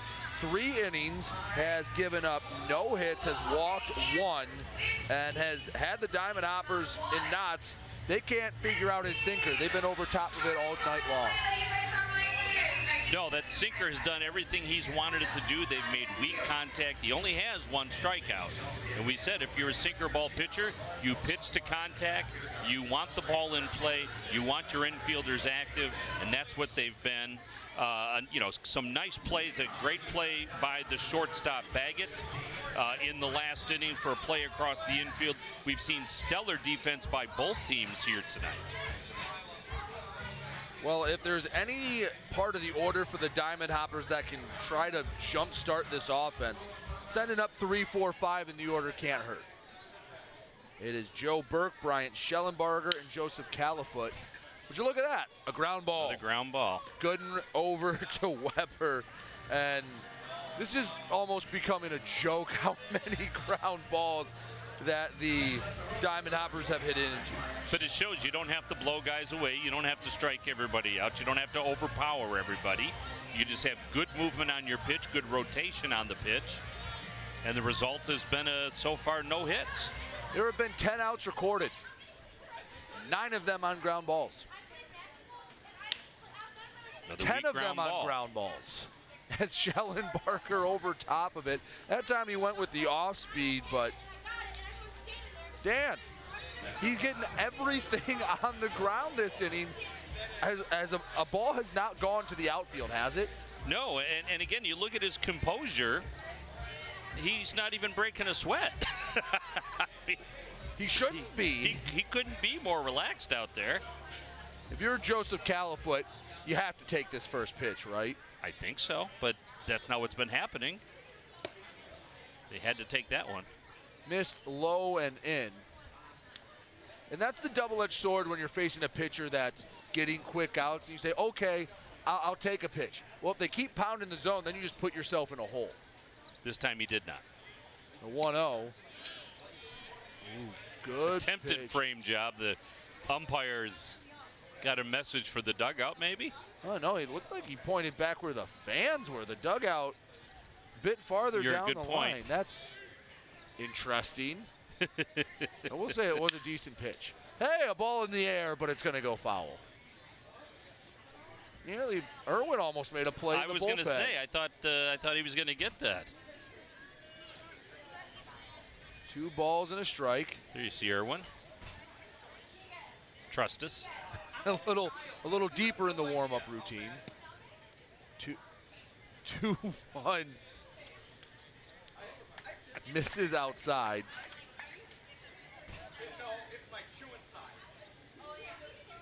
I can't chew on the other side. 3-1. Hey, wouldn't you know it? Ground ball. It's Groundhog Day as the Eastside Diamond Hoppers go down in order on, you guessed it, 3 straight ground balls. Unicorns are cruising through 4. 5-0 Corns. We head to the 5th here on the USPBL network.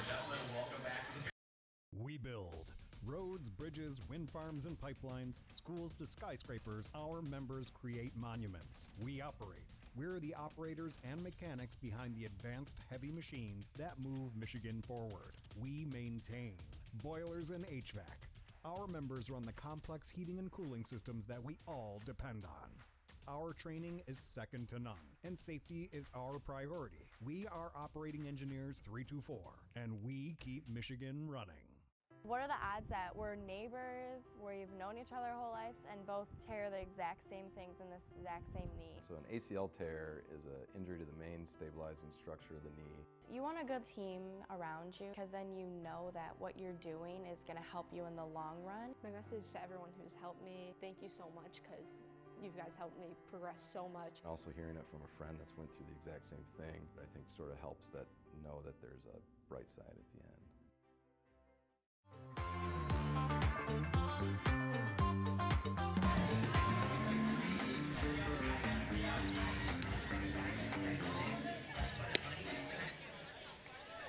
Jacob Harsany has been in a groove all night long, and well, he's basically breaking a sweat. He hasn't breaking a sweat. Whatever he has he's wiped off. We now have a new pitcher on the mound. Brett Irwin comes in to pitch. The right-hander will inherit the 5-0 deficit. Irwin, the righty from Fairfield, California, went about as far away from California as you could. Went to University of Maine. That is quite the journey. 13 innings of work, a 4.05 ERA. He will face 3-4-5, Felix Aberrett, Josh Baker, and Nick Pastor. And again, the first inning was not good for James Cole. I mean, 5 runs, gave up the 3-run bomb. However, the last 3 innings, especially the 3rd and 4th, he bounced back. That has to at least help the confidence a little bit working into the next outing. Right, I'm pretty sure he mostly came out for pitch count because he threw so many pitches in that first inning. But no, he had settled down and had 3 innings of pretty good baseball. First pitch to Aberrett, a called strike. Skips in, ball 1. Irwin, 4-pitch mix. 4 and 2 seam fastball, a changeup, and a slurve. A little bit of a different pitch that we don't see too often. Fastball swing and a foul, 93 on the gun. Wow. A little uptick in velocity from Cole. You get the I don't want to say soft throwing lefty because Cole wasn't by any means throwing soft, but no, but not his a fireballer. success came when he slowed down his pace. And now Irwin speeding it up, the 1-2, fouled away. Because when Cole was trying to use the fastball early on, it just wasn't working.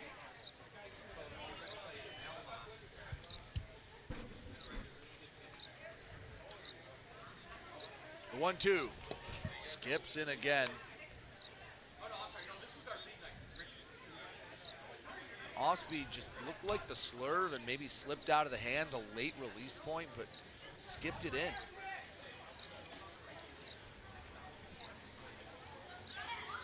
Two balls, two strikes. Irwin into the motion.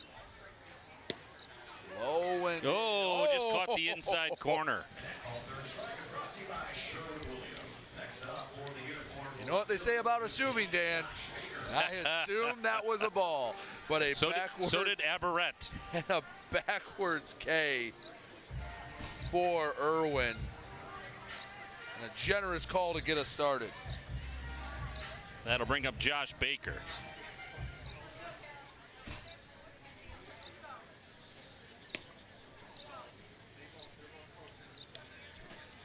Josh Baker watches ball one go by.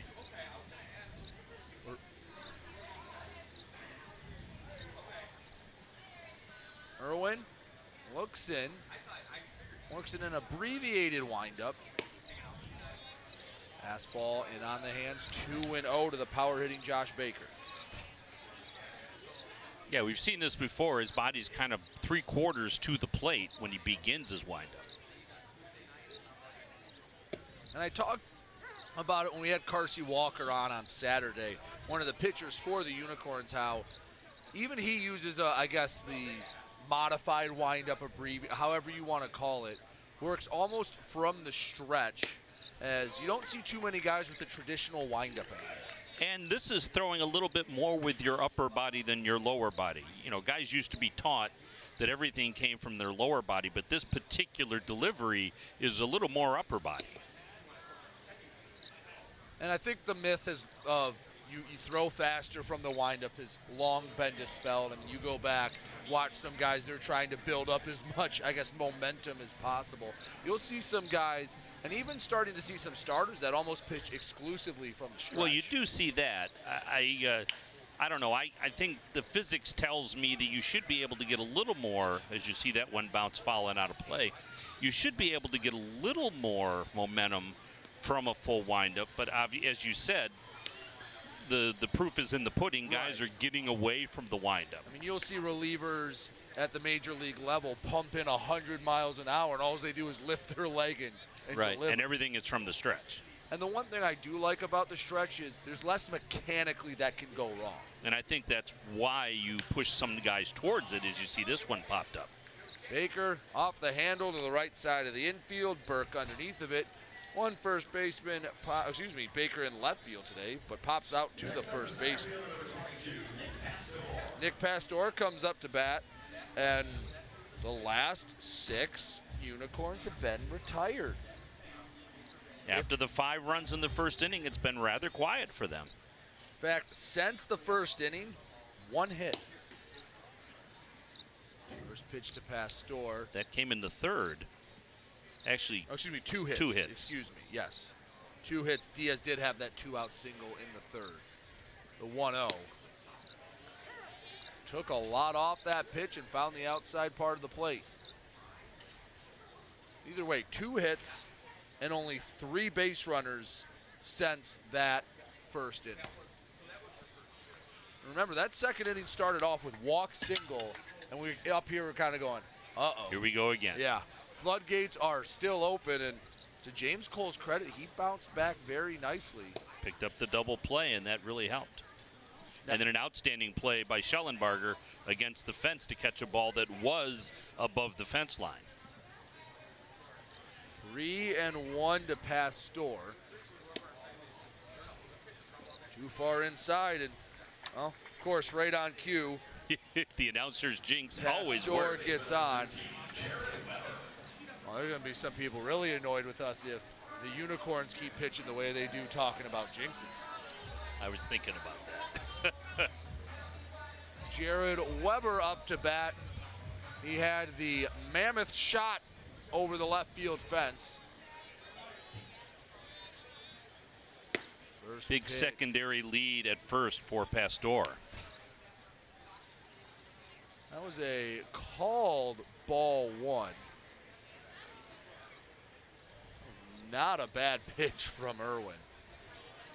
1-0, swing and a miss. Think Weber was trying to replicate his first home run. Yeah, that's a fence swing right there. He nearly swung out of his shoes. I was gonna say he jumped for that ball. 1 ball, 1 strike. Pick off to first, but Pastor back in standing. And again, we reiterate Major League rules here: 2 throws to first or 2 disengagements by the pitcher. And on the third, you have to record an out. Otherwise, or it is constitutes a balk. Yep. Ball and a strike. Pastor dancing over at first. Pitch skips off the glove of Hughes. Pastor into scoring position. So a pass ball on the catcher.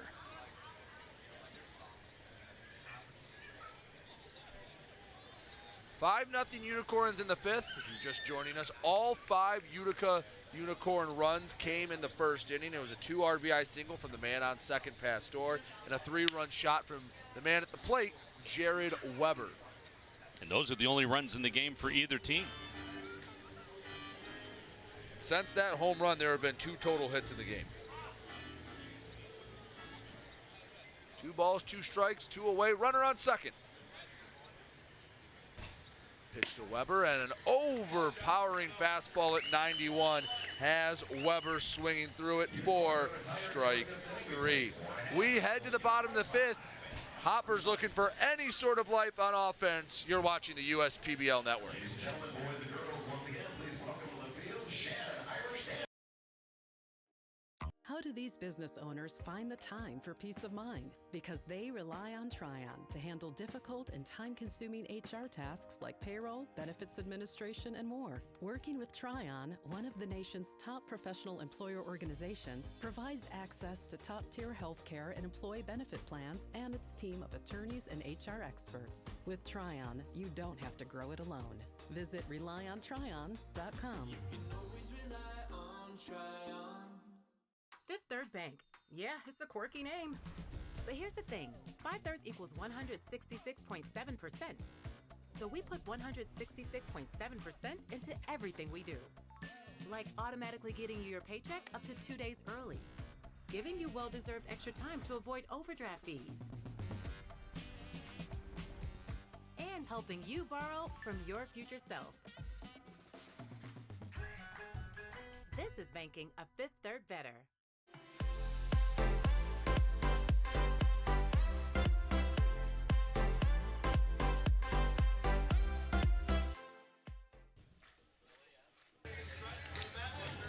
Nighttime sky, well, almost nighttime sky over Jimmy John's Field here in downtown Utica. Brady Beaton alongside Dan York. And Dan, it's been an interesting game to say the least. After the first inning, we were a little nervous, but both pitchers have settled in.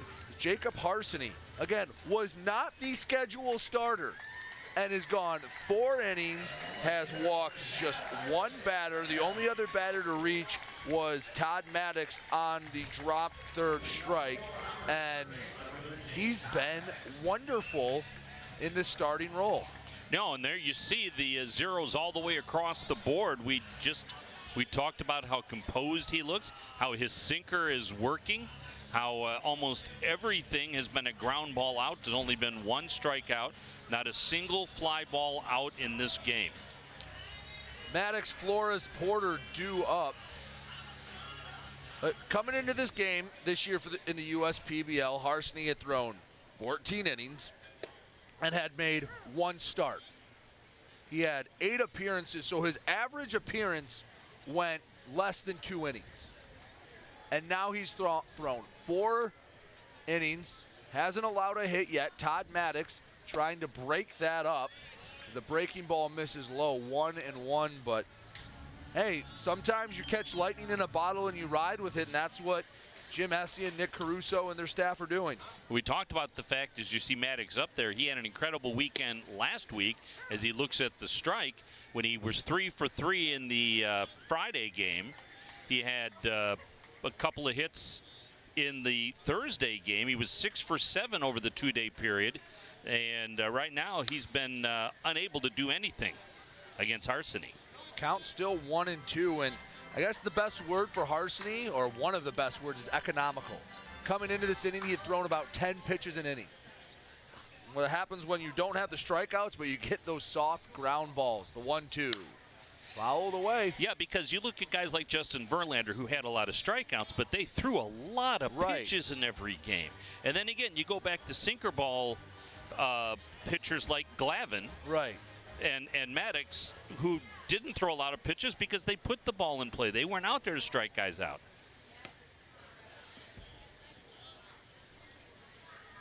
Todd Maddox at the plate. But yeah, I guess it comes down to very simple math. Takes at least three pitches to strike someone out. You can get someone to ground out in one. And he's done that a couple of times. Fly ball, perhaps? No, foul. But Harsanyi has put Maddox has put the most balls in the air of anybody here today, even though they're foul. He's the only one that's gotten any lift off of them. He struck out last time, but had a few decent swings, and he's making Harsanyi work to lead off the bottom of the fifth. 2-2. Swing and a miss. A bit tardy on the 88-mile-per-hour sinker. Third strikeout for Harsanyi.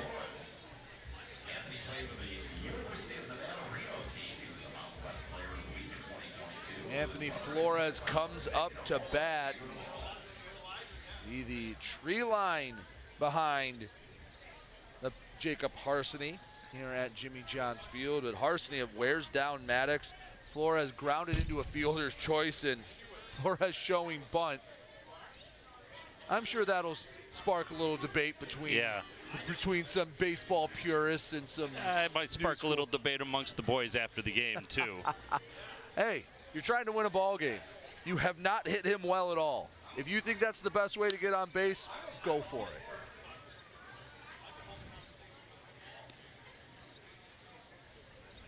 One ball, one strike to Anthony Flores. And I know some managers, if guys, they don't feel like they're seeing the ball well, the first pitch, they will have them try and bunt. Look at that, a ball popped up in the air and recorded for an out. The first non-ground ball, non-strikeout out of the game. And I think he had a broken bat on that as well. He did. For a second, I thought Kiriel might let it just bounce just so it can be a 4-3 ground out. I don't think he's worried about the same stuff we are. I just thought, hey, might not have enough to get to him. Quickly 2 away as Jacob Harsanyi has been terrific. Looking to get the final out in the fifth. Ooh, big wave and a miss. Taj Porter out in front. Porter got thrown out in the third as he was trying to advance to third base. The 0-1. Swing and a ground ball foul, 0-2.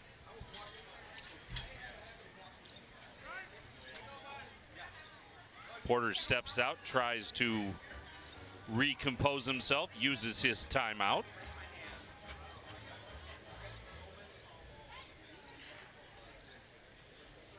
The 0-2 to Porter. Hey, another ground ball. Back on schedule. Weber over to Harsanyi, and the 1-2-3 inning in the fifth, and the Diamond Hoppers are set down. We head to the sixth. 5-0 Unicorns on top here on the USPBL network. We're for people, the pioneers, the underdogs, the players, and the slow and steadies. We're for people, for who they are and who they could become. Yes, we're a bank, and some say our business is all about money, but that's an old idea. Because look past the money, and you'll see real human lives. We see it, because we're for people. Huntington, welcome. Companies are competing for talent like never before. With the complexities of handling tasks like payroll, benefits administration, and other HR functions, it's easy to see how a professional employer organization like Tryon Solutions makes all the difference. Tryon empowers businesses of all sizes to attract and retain talent by offering access to top-tier healthcare and employee benefit plans. With Tryon, you don't have to grow it alone. Visit RelyOnTryon.com. You can always rely on Tryon.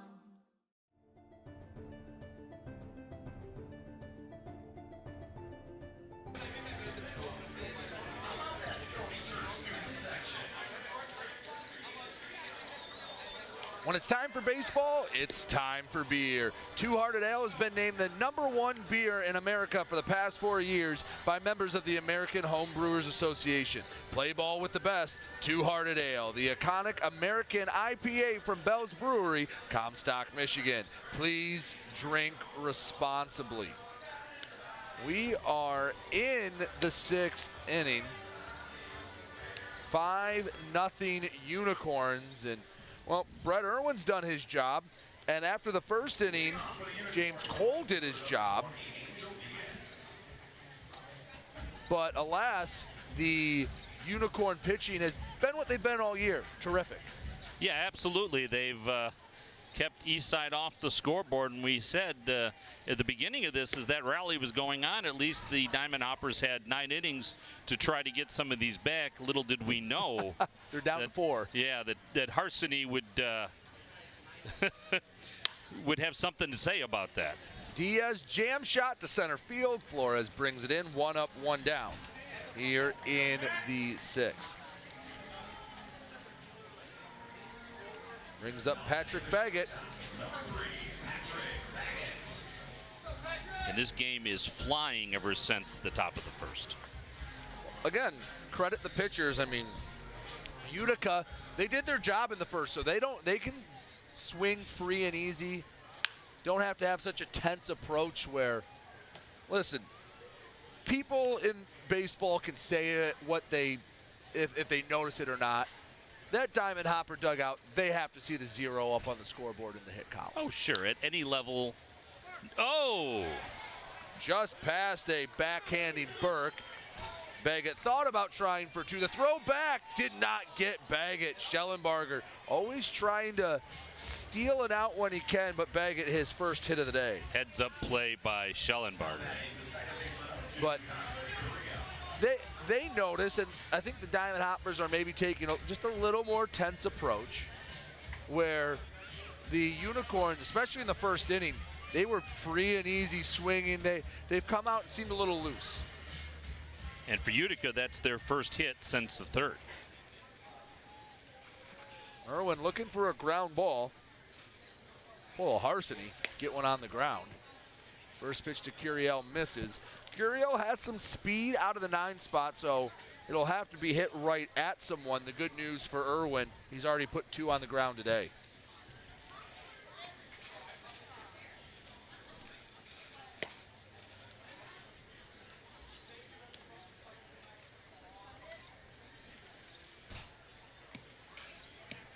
So 1 out, up by 5.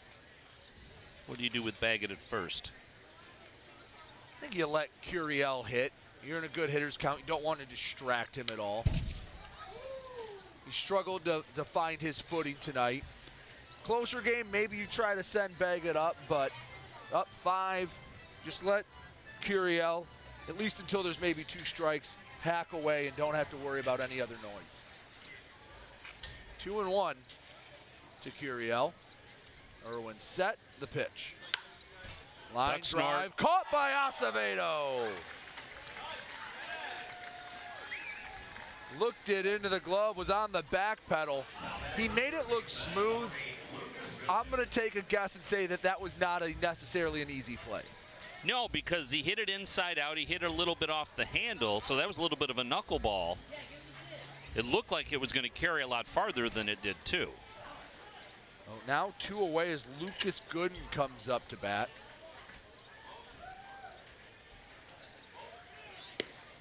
Pat Storr heads down the throw, the tag. Oh! No!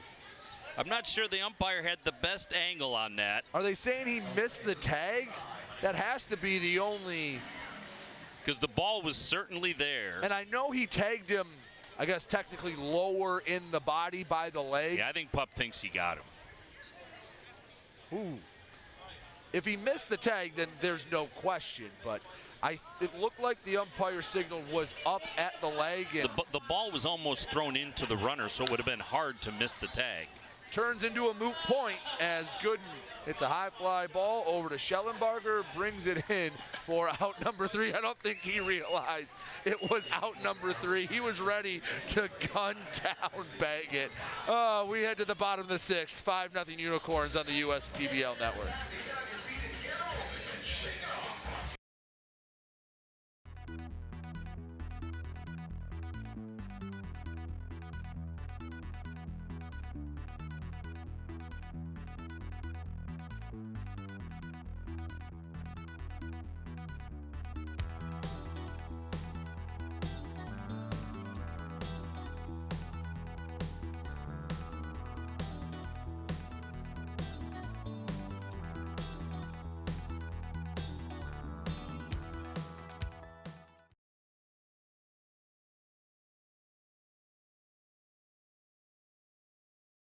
There are things you can rely on in this world, like your dog being happy to see you, coffee getting you through the day, and the government changing business regulations.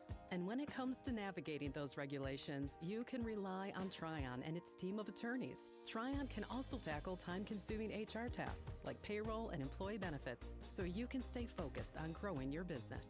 With Tryon, you don't have to grow it alone. Visit RelyOnTryon.com. You can always rely on Tryon.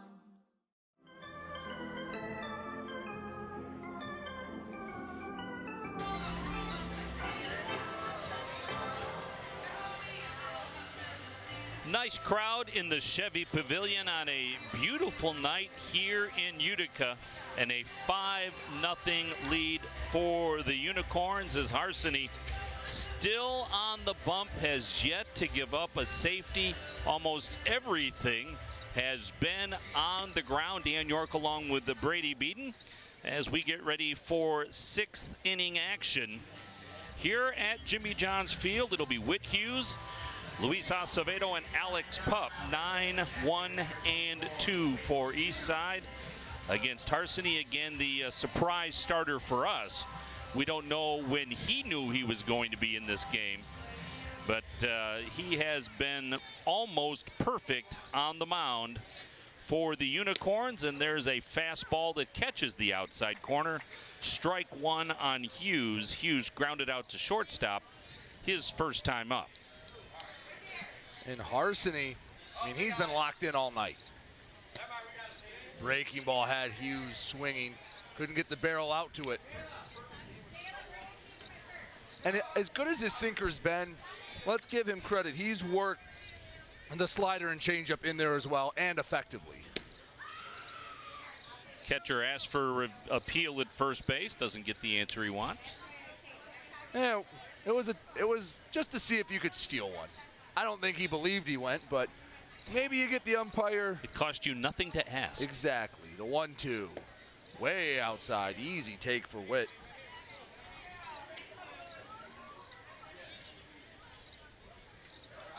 Two balls, two strikes. In the bottom of the 6th, 5-0 Unicorns. Ground ball up the middle. Baggett ranging to his left, taps the glove, throws to first, and Hughes retired. That's a couple of bang-bang plays at first for Whit. So far in the game for Harsanyi, there has been a dropped strikeout that resulted in Maddox making it to first. There has been a walk for Taj Porter, and there has been Acevedo safe on a fielder's choice. Those have been the only base runners to reach for the Diamond Hoppers here tonight. And Acevedo squares to bunt. I think he was just doing that for show. At some point, you've got to try whatever you can. Line drive, and there's hit number 1. Luis Acevedo wasn't cheap at all. Took it right back up the middle, out 90 miles per hour off the bat. And that'll break up the no-hitter, but Jacob Harceny has still been wonderful. And the way he's been pitching, probably get a ground ball and get him out of the inning. Get a double play and get out of the inning, right? 5 1/3 of no-hit ball for Harceny. Nobody warming up in the bullpen, so he'll probably at least finish this inning. Remember, there was someone warming up in the first, and we were speculating it was going to be a bullpen game? Yeah, we missed the mark on that one, didn't we? Oh, there was someone warming up. There was. So we did have a little bit of reason to think And we're that. a little in the dark because, again, we don't know why the pitching change in the first place. We don't know why Harceny ended up out there instead of Harvin. It was supposed to be Tristan Harvin, who has been a really nice pitcher for the Unicorns. What a luxury to have to make basically a spot start on short notice and throw 5 1/3 of no-hit ball. Yeah, absolutely beautiful. And there's a Strike strikeout. 3, and Alex Pup did not like it at all. Had a few words of disagreement as there's 2 away and Joe Burke comes up to the plate. Yeah, and Pup 0 for 3 tonight, so he can't be that happy out of the 2-hole. And a little bit of frustration, I think. You're on a win streak, you're coming in, you know it's a big game, and you've been all but shut down through 5 2/3 innings. Pitch misses away to Joe Burke, a strikeout and a ground out on the ledger.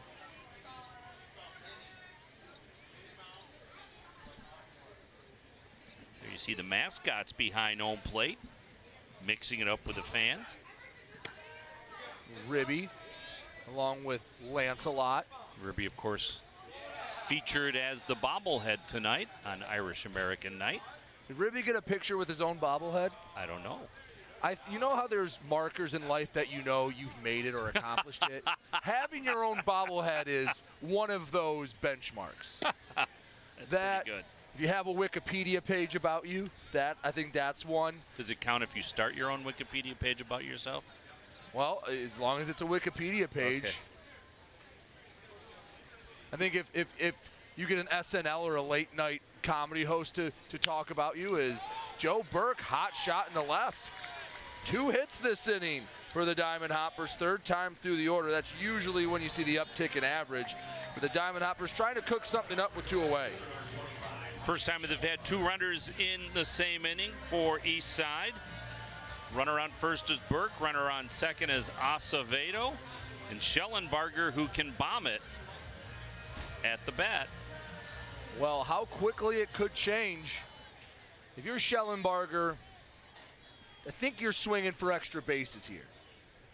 You know you have a chance to turn the game on its head with 1 swing and a nice backdoor slider to start off the powerful lefty in Schellenbarger. Yeah, Schellenbarger is second in the league with 3 home runs. Hit 2 in the last week, so been on a hot streak. He takes it the other way. Baker That's going going to get back. away from him. It burned him. 1 run into score. Schellenbarger will head to second with a 2-out RBI double. And from no hits to a run across the plate for the Diamond Hoppers here in the 6th. Schellenbarger tattooed it, and Baker just misread it. It just kept carrying. Yeah, that ball was tough for him to read. And really, the left fielder Baker didn't even react to it until the ball was almost over his head. It was a line shot that just kept going. And Schellenbarger has that power the opposite way. 91 miles per hour off the barrel. And it is, anybody that's played any sort of organized baseball or even softball, when you hit the ball to the opposite field, the spin is not the same. Right. It's not flat, it's got movement, and it's very tough to read sometime. And now there is action in the Unicorns bullpen.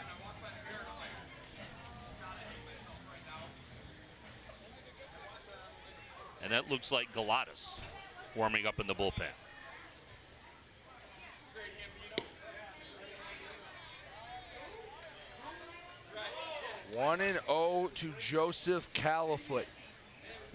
Yeah, we talked about it earlier, how you just get that one, maybe you relax a little bit, and you're not too worried about that 0 on the scoreboard. And you get 2 runners in scoring position right now for Caliphate.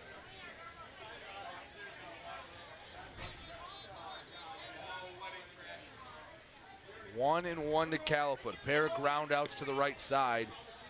2-1 misses away.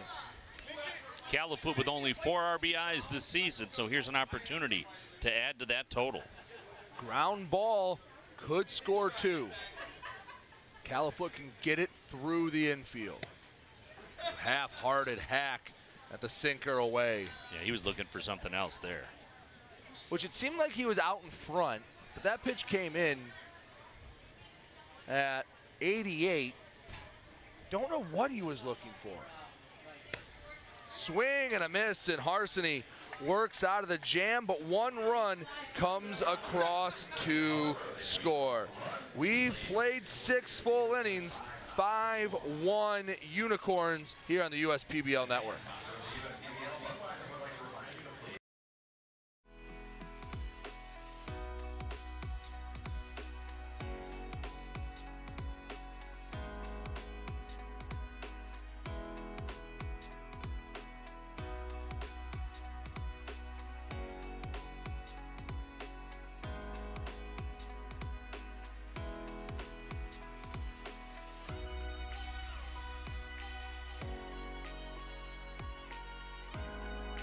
Throughout your life, from big moments to ones well earned, we're your financial guardian angel. Alliance Catholic Credit Union.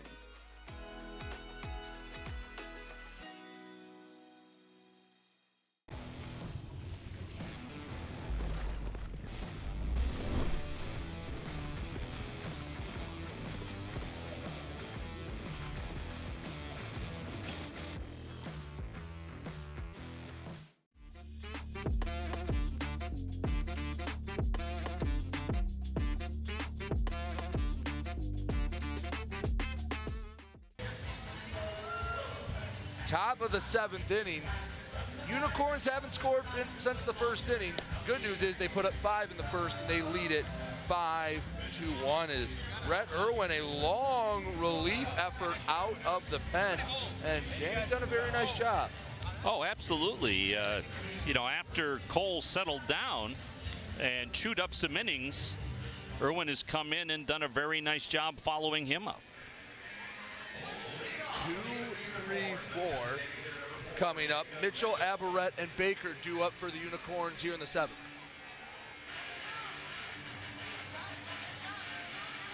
So Mitchell 1 for 3. A single in the 2nd.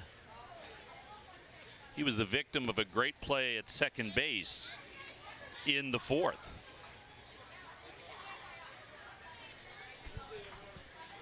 Mitchell got his first hit. 2nd plate appearance. Had a nice swing last time up, but one of the many nice defensive plays with Luis Acevedo with the backhand pick took a hit away. 2-1. The Harker Heights native. Where's Harker Heights? Somewhere in Texas. All right.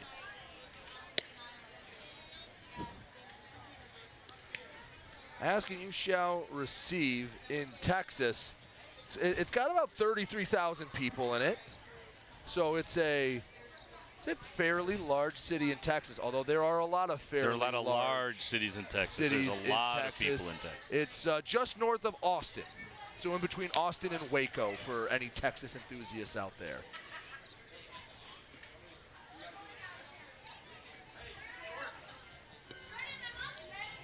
Two and 2 to Jacob Mitchell.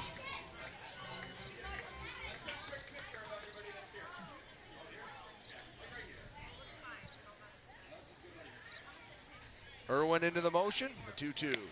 Wave and a miss, 91 overmatched Mitchell. Strikes out to start the 7th. Nobody on and 1 away. Felix Aberrett comes to the plate.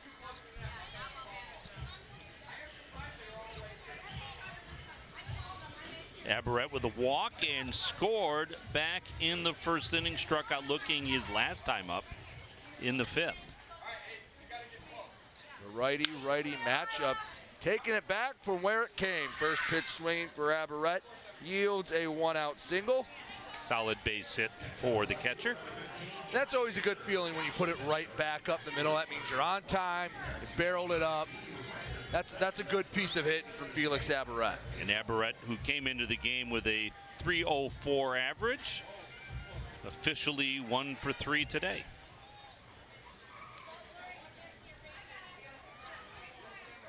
Josh Baker, 0 for 2 today. Walked, nearly had a big fly to right, and has popped out in his last at-bat. We talked about the wind at the beginning of the game blowing a little bit from right to left. It is absolutely still calm right now. Usually is. There's a lot of trees and other things just blocking the wind here at Jimmy John's Field. Ball got away from Hughes. Aberrett moves up.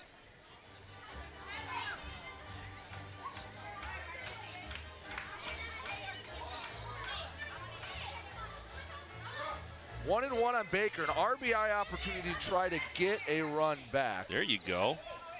Where can I sign up for that? Enjoy some baseball. Will you feed me some ice cream in between innings? Oh, maybe if the pay rate goes up a little bit. That was not in the contract.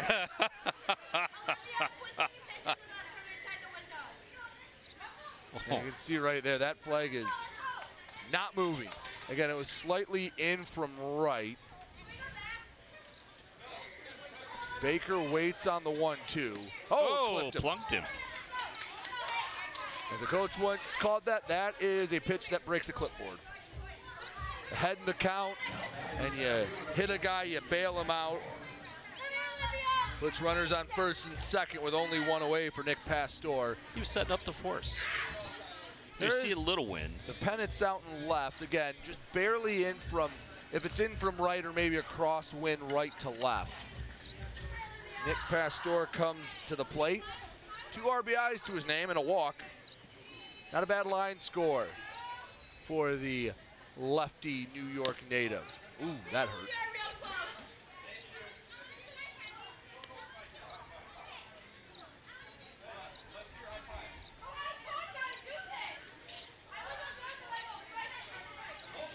Why not skill New York, the home of Nick Pastor? Coming here from the Empire State, and had a pretty nice season. After today, well, as it stands right now, has moved over 300. And there's not too many batters here in this league hitting over that 300 mark. Right, it's been a pitching year top to bottom in this league, but as you said, Pastor now has just snuck over the 300 line. 2-1. Dan, let me ask you this, because this is something that can, I guess, the numbers can lie. So the Unicorns did this a bit last week where they would score their runs in bunches. Like you see here tonight, 5 runs in the first. But then, since then, 5 scoreless innings, and depending on what happens here, possibly a 6th. As a manager, do you look at that and go, I'd rather spread them out, or hey, we'll take them however we can take them? Well, the way the Unicorns have struggled to score any runs this year, Jim Essien has to be happy to see them be able to bunch some hits together. They've bunched, a hit and a hit batter together here in the 7th, but you can't. Sure, you want to bunch them together just for the sake of scoring runs, and you want to be more consistent at the plate, and that's what they haven't been. Irwin gets the swinging strikeout on Pastor. And I guess that's the word it goes back to, consistency. Because, yes, you can see them go off for a big inning, and that's part of the reason why the home run has become such a focus, because the one swing from Weber generates 3 runs, and it's helped propel them to this lead. But I guess you just like to see a little bit of a sprinkling, even if you get 1 run here, 1 run there, to try to build up that confidence and get that consistency at the plate, because they theoretically could score 5 runs but have 8 consecutive scoreless innings going into their next game. Well, and again, we pointed it out that the pitching has been so good in this league, top to bottom. The Unicorns have just been the team that's put together the least amount of offense, but really nobody is pounding the pill. Absolutely. And it's a little, I guess, ironic that their offense has struggled the most, and they haven't even had to face their own pitchers. The 1-1 misses away. Hughes able to stay in front of it as much as he can. Holds the runners where they're at. Weber with that 3-run blast all the way back in the first. And that was a blast. That is the farther, well, I've seen one ball hit farther here, and that was at Home Run Derby. Fly ball, deep but playable. Flores goes back, brings it in for out number 3. Couple runners get on, but can't do anything with it. It is stretch time here at Jimmy John's Field. We will take it to Take Me Out to the Ball Game, sponsored by Genesis Credit Union here on the USPBL Network.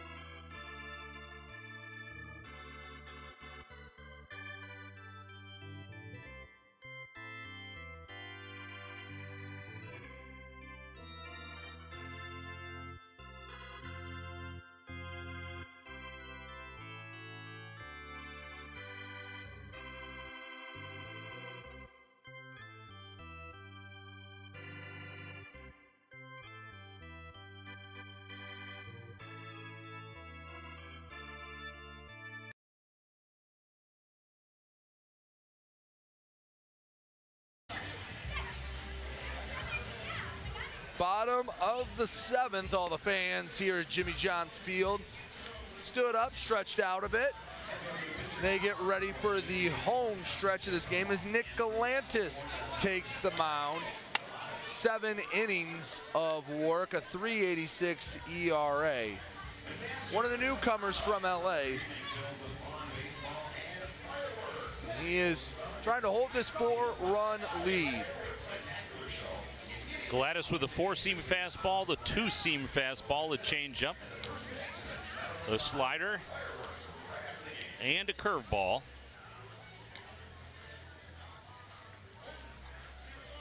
Nick Galantis comes to us from Jackson State University down in Mississippi. Played some other leagues around the country, but 5 years at Jackson State, including the COVID year. That's some pretty good numbers down there in Mississippi. Talk about taking a big journey. LA to Jackson, Mississippi. That's quite the difference in just experiences. Sure, and even Detroit to LA. Todd Maddox, Anthony Flores, Taj Porter. Coming up for the Hoppers, they got one back last inning. Now with maybe a new arm on the mound, start to string together a few more hits. But it's getting late here in the bottom of the 7th.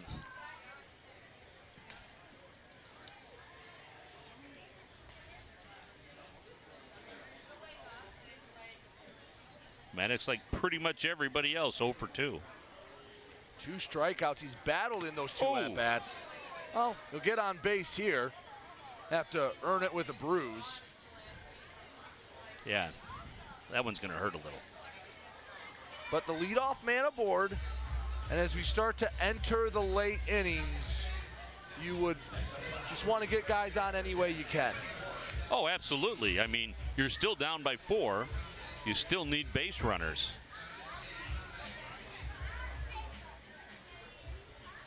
Anthony Flores grounded out and popped out in his 2 at-bats.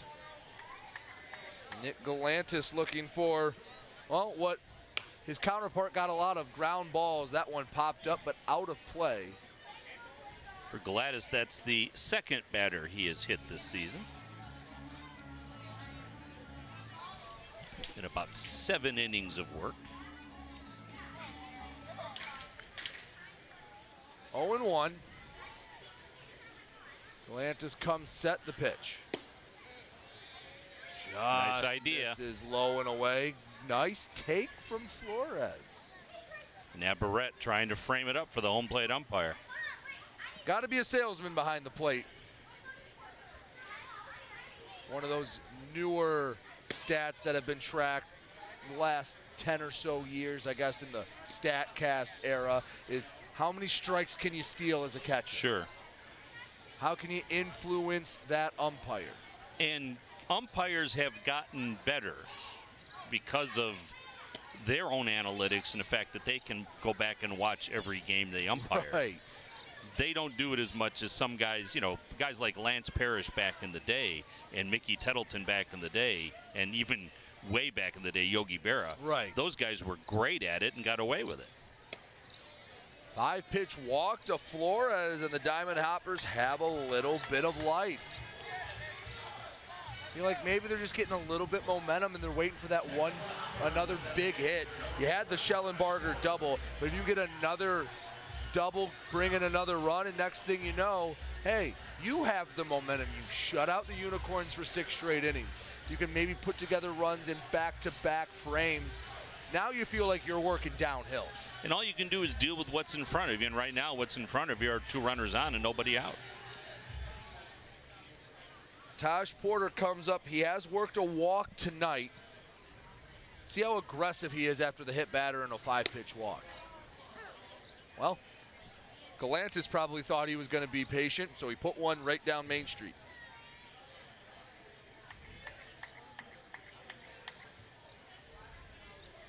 Oh, and 1. Breaking ball. Heck of a pitch, but ball 1. Galantis took a look up skyward for a moment. It's been a lot of that tonight.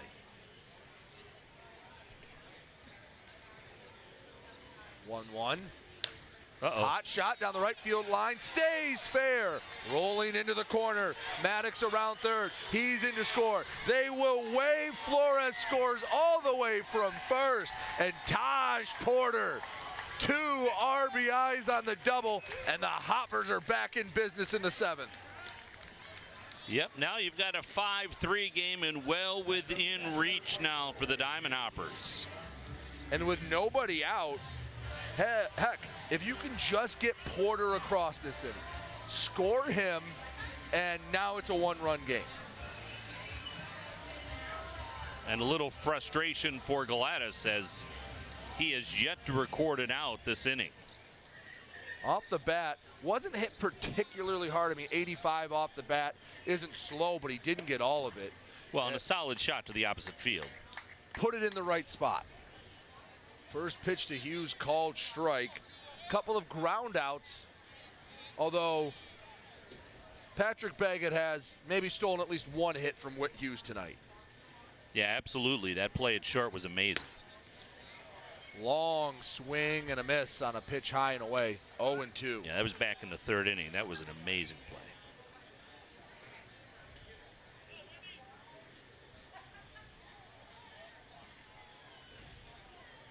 Oh, and 2 to Whit Hughes.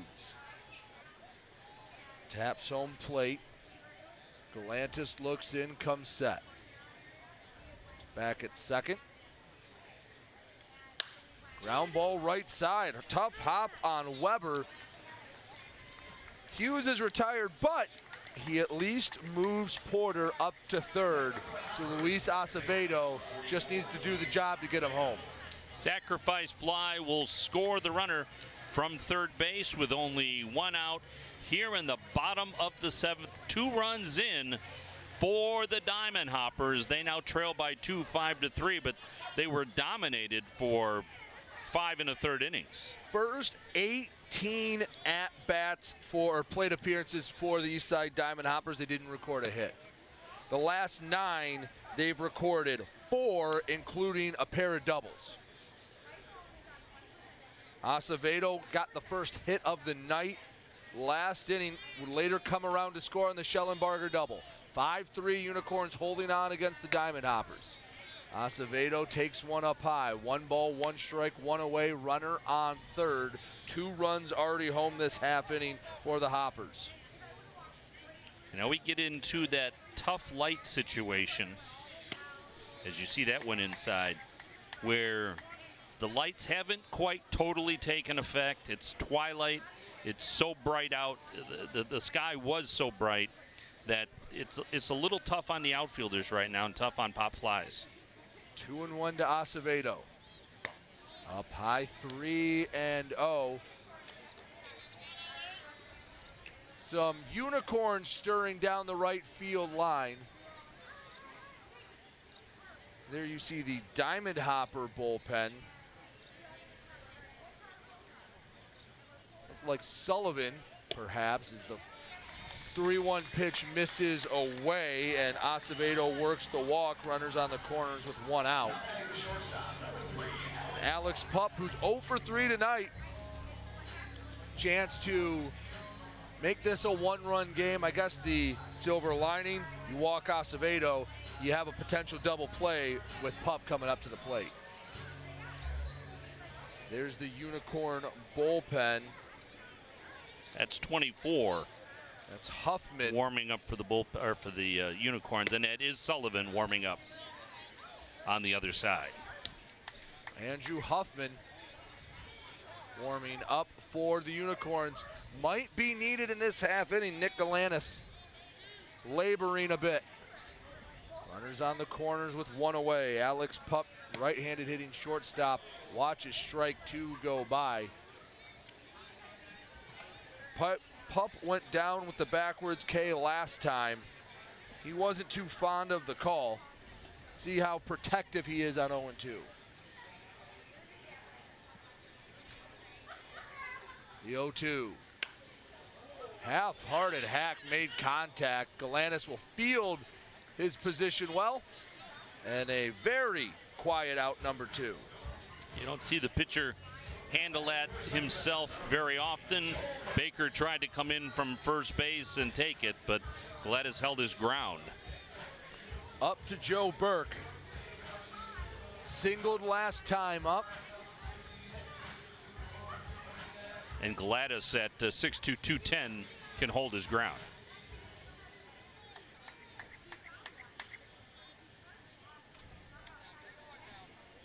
First pitch to Burke. In there for strike 1. Diamond Hoppers have made this interesting. It looked like Unicorns were in cruise control through the first 5 innings, but the Hoppers have battled back. Yeah, we were starting to check the record books for no-hitters, and this one's going to drop. Just foul. Oh, wow. It was just right of that white line. If that's fair, that might score 2. I was certain that was going to drop in fair territory. Off the bat, I agreed with you, but it just had that carry. 0-2, and Burke will take a long walk back to home plate. He didn't get much of it. Home plate umpire was right on it. He was staring right down the line, and it indeed was. He got the call right. It was fouled by less than a foot. Well, there's a reason they say it's a game of inches.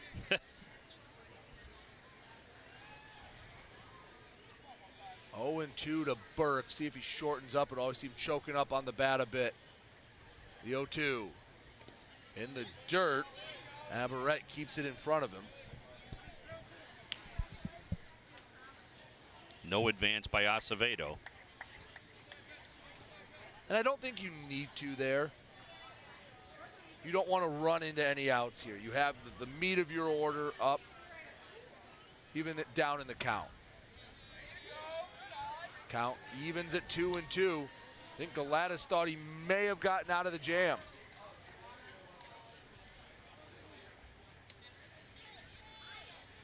Two balls, 2 strikes, 2 away, 2 runners on. 2-run game in the 7th. Burke fouls off another pitch, spoils it. That one's headed to the street outside the ballpark.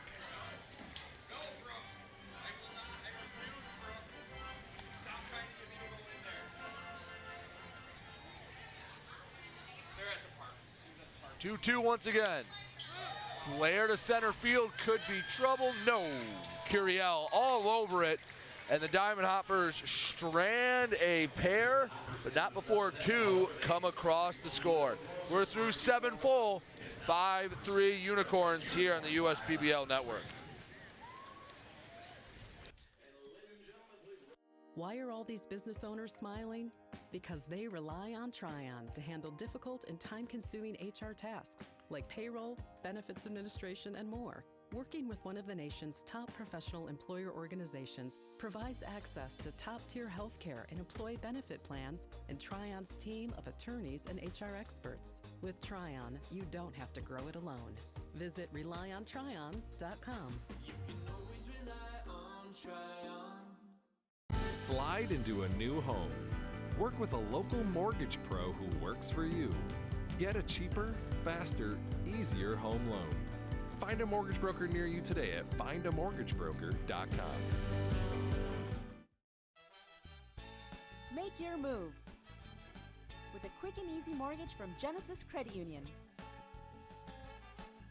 We have mortgages to fit your life.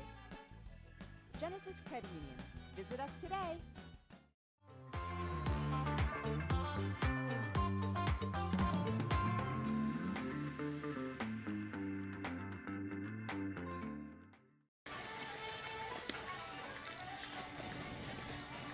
Danny Sullivan into the game for the Eastside Diamond Hoppers.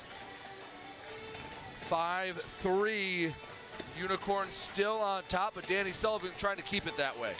Sullivan with the 4-seam fastball, a slider, a curveball, and a split-fingered pitch as his repertoire coming into this one. Through 3 innings in his only outing last time up. Did not give up a run, gave up a few hits, walked 2 and struck out 3. But from one of my favorite colleges that I didn't know was my favorite until Danny Sullivan came into the league, from the University of Antelope Valley. Oh, right. I forgot about that conversation. Antelope Valley. So he's already high up on my favorites list just because that is, well, one of the best college names I've heard found of. that was in California, right? Yeah, Is that what we decided? And he's from New Jersey, so another guy that traveled a long way to play college ball. And now here in Michigan in pro ball, Danny Sullivan will face Angel Diaz, Patrick Baggett, and Donovan Curiel. 7, 8, 9 due up for the Unicorns here in the 8th. The Unicorns holding on for dear life. They lead at 5-3 after leading at 5-0 for most of the game. And even though the Diamond Hoppers are down, it feels like they have some momentum. Diaz, he's already recorded a hit today, so is Baggett. If they can just get one back, that would stop it right in its tracks. I think you're right. I think they need to just take the momentum back. Diamond Hoppers do get last ups in the bottom of the 9th. Do they call it that anymore? Ups? Is that I'm sure somewhere. I'm sure you can find some people. You know, back in 1922 when I was born. Diaz, second hit of the day. So he's got to feel good. He was 3 for 20 coming into the day. Gets a pair of hits. That'll help the confidence, and the leadoff man gets aboard as Patrick Baggett comes to the plate. Baggett has a single for 3 today. Or check that, a single for 2. He walked in the first, so he's been on base twice. Has not scored for Jim Essian's Utica Unicorns. 5-3 in the 8th. Sullivan. This is low for ball 1. The speedy Flores is shading towards left field on the light hitting Baggett. Expecting Baggett to go the other way. Sullivan with that sidearm delivery gets the foul ball. The other thing I've noticed about Sullivan, he likes to keep that jersey a little unbuttoned. It's we might want to invest in some buttons for him. I think he'd decline. It's an easy way. Maybe a safety pin or 2. It's an easy way to tell when Sullivan's on the mound. It's hard to have only had 2 appearances and already have a little bit of an identity. The sidearm throwing, unbuttoned pitcher. Yeah, a little bit of swagger. And again, he's thrown 3 scoreless innings, so off to a good start. Baggett gets the foul ball straight back.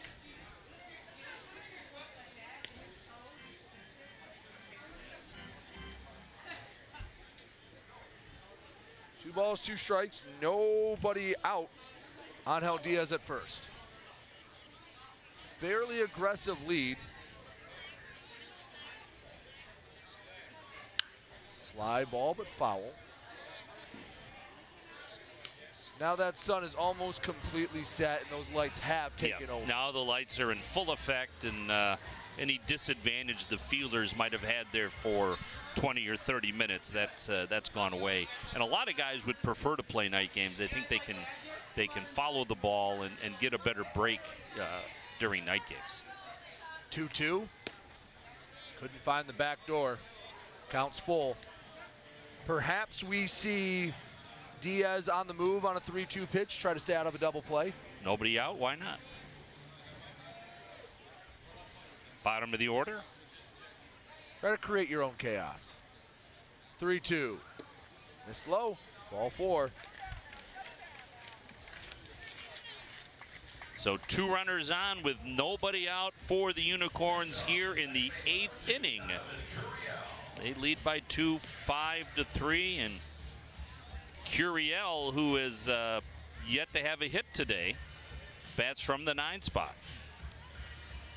2 ground outs and a line out last time. Sullivan looking for that ground ball, and he might get it. Acevedo over to Pup. The throw, no, they said he was pulled off the bag. They got and no both one. Safe. I thought for sure they had Curiel at first. So the infield umpire saying that Pup was not on the base for the throw. Man, they had to hurry. Acevedo had to make a quick throw to Pup. And it was close, and Sullivan didn't like it. He was off the base. It was close. He was off the base when he took the throw. He was. I will say he made that call with conviction, and he sold it. And while that might be one that, maybe the umpire just gives, or right. At least back in the day, hey, it's close. Well, the phantom tag kind of doesn't exist anymore. Right, because especially at the major league level with replay, right. You try to get away with the phantom tag, and Pup touched second base, but he touched second base before he took the throw. Exactly. I do believe that was the right call. So base is loaded now for Utica. As the lineup turns over. On a single, a walk, and a fielder's choice. Not how you would draw it up. Infield in for the Diamond Hoppers, the 2-0. Ground ball foul. You've got your leadoff hitter in Lucas Gordon. He doubled and scored in the first. He walked in the second. Good guy to have up there with the bases juiced.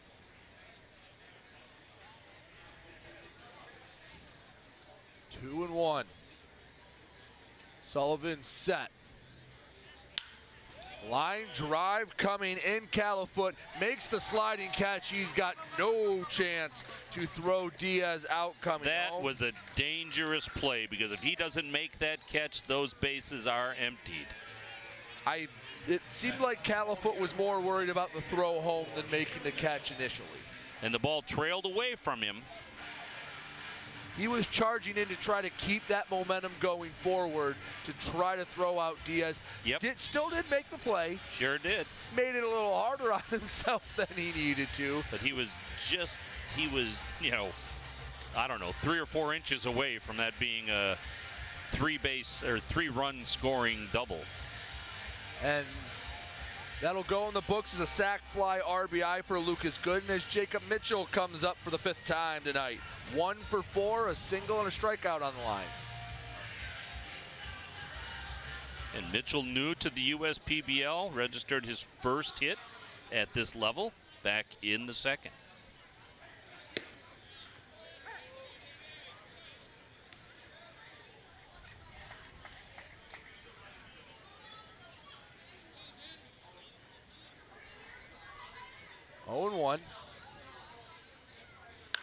Ground ball right side. Burke to Pup. The return throw. No, Sullivan couldn't get his foot on the base in time. I think the ball beat him, but the foot did not. That was a tough play. First off, the first baseman Burke was screened by the runner. He made a great play to second base, and then the pitcher had to hustle over. Thought you might get an obstruction call? Well, if it had hit him, but it didn't hit him. Right, it was close, because I thought Burke might almost come into Curiel. But the fielder's choice puts Mitchell aboard, moves Baggett up to third. Yeah, I don't know how it didn't hit him, I'll be honest with you. This is going to move the runner up. Gets away from Hughes. Mitchell into scoring position. But Baggett still at third base, now with 2 out. Aberrett singled his last time up. If he can repeat that performance, could add a couple of RBIs to his name.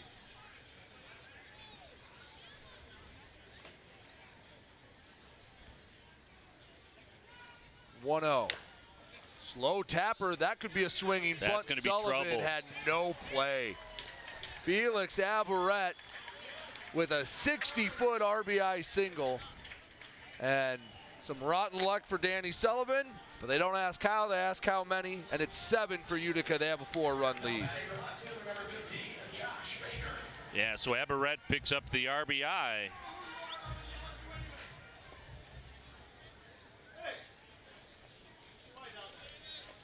And Mitchell moves over to third base. Baker takes a breaking ball in on the hands. This is the response you wanted to see if you're Jim Estes. This is what we talked about. Yes, and also being able to put up runs in a second inning in the game. Hey, maybe they did put it in neutral a little bit, and that's easy to do when your pitcher has been so dominant as Harsney was through the first 5 innings. Maybe that last inning woke them up a little bit. Well, and then it's also then a little bit demoralizing for the Diamond Hoppers because they're trying to battle their way back into this, and now they're down by 4 again. Essentially, that last half inning for the Eastside Diamond Hoppers, null and void. Right, they've been down by 5 the whole game. Now they're just down by 4.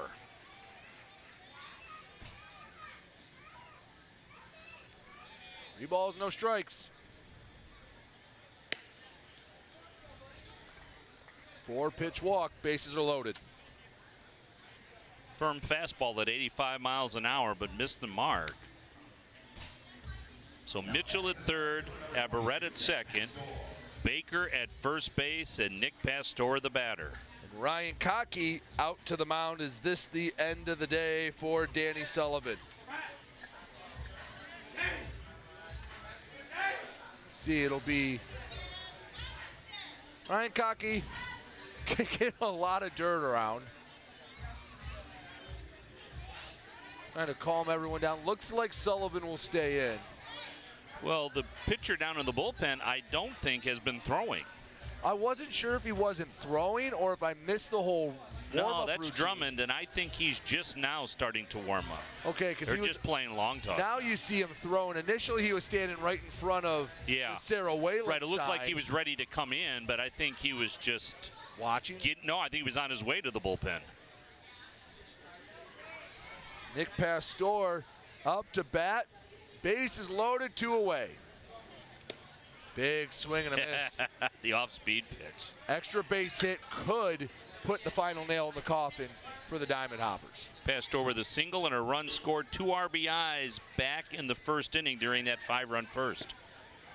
1-1. He's had a walk since then, and that's all.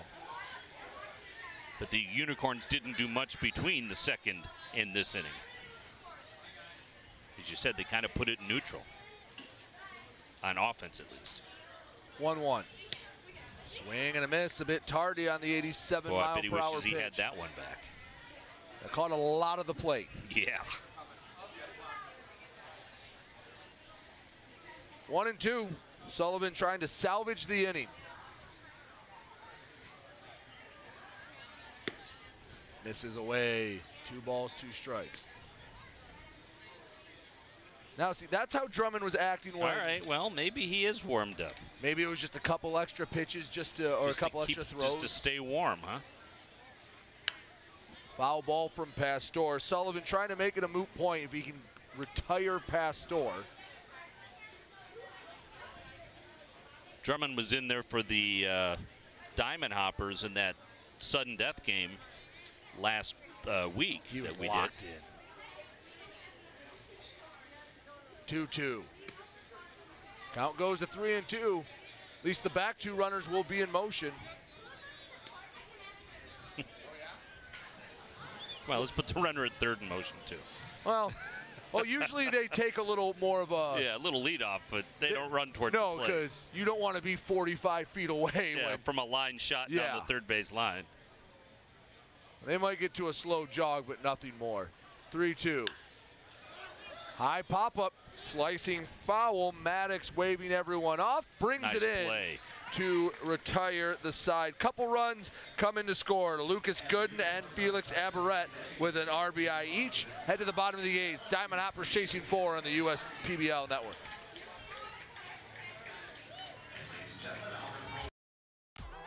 The Dave & Buster's method is designed to help you unlearn adulthood and discover the funner you hidden within you. The you that doesn't think about adult things and stuff. Ashley, I don't want to hear anything about your car registration when we're at Dave & Buster's. Okay. The you want to be. Let the Dave & Buster's method illuminate you. Begin the method today with 5 free games. You know you want to. First State Bank is a locally owned and operated business. We're part of your community. At fsbcares.com, you'll find ways that we're making a difference by featuring locally owned and operated businesses, providing access to helpful financial resources, and engaging with community. fsbcares.com is part of our commitment to the neighborhood because strong neighbors mean stronger communities. Where good neighbors do great things. Member FDIC and Equal Housing Lender.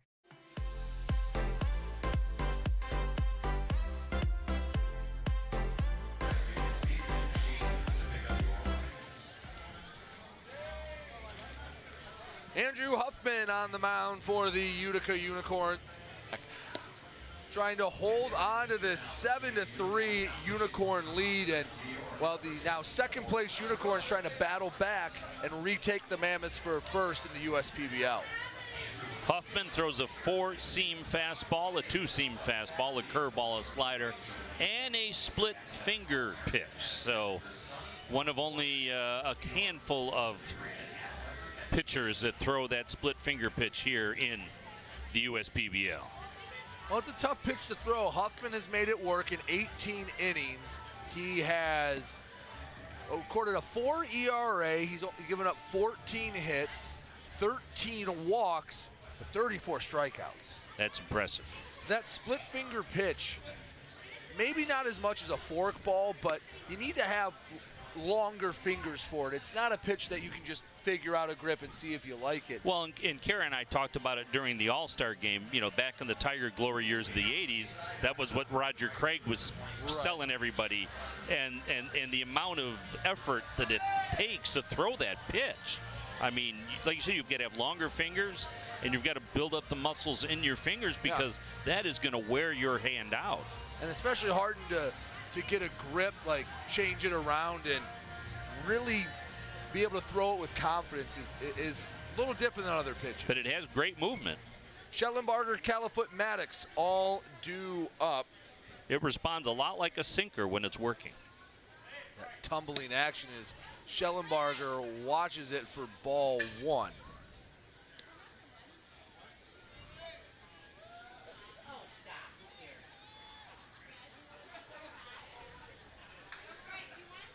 Schellenbarger doubled last time up, started to spark a rally for the Diamond Hoppers, but it was since been extinguished by the Unicorns with the 2 runs last inning. 2 runs on, only 2 hits last inning, and the Unicorns left the bases loaded. 3-0 to Schellenbarger. You just want to get on base any way you can. Right, they've just got to chip away. They've only got 2 at-bats to do it.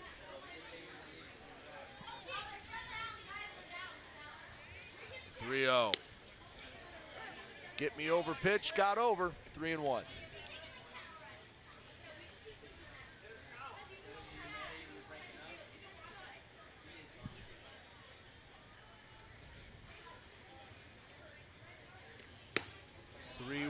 Too far up the ladder. As Schellenbarger works the walk, leadoff man aboard. Joseph Califoot comes up to bat. Califoot is 0 for 3, so this would be a time for him to contribute, batting .269 coming into this. A couple of ground outs to second base and a strikeout back in the 6th. 7 runs on 10 hits, no errors for the Unicorns. Diamond Hoppers have pushed across 3 runs on 4 base knocks themselves. They have also not committed an error. First pitch to Califoot, called strike 0-1. Yeah, defensively it's been a clean game. More than clean, it's been shining. Some guys, especially in the middle infield for both sides. Yeah, we've seen some great plays. 0-1. Called strike. Did grab that zone. As I don't think a lot of the Diamond Hoppers agreed with that pitch. Califoot will use his timeout. 0-2.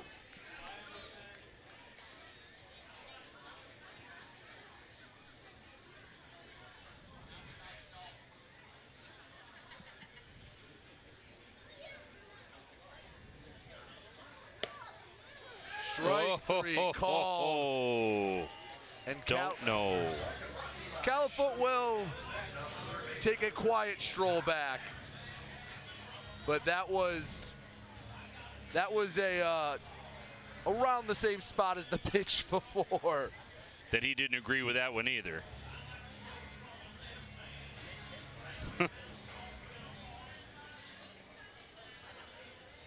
So Todd Maddox, who was all-world coming into this game, has been held to a run scored after he was hit by a pitch in the 7th. Called strike on the fastball away.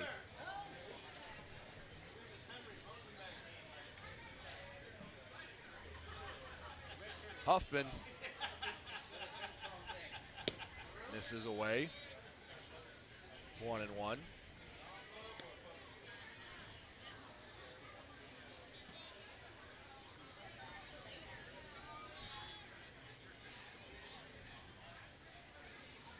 Ball and a strike. Schellenbarger led the inning off with a walk.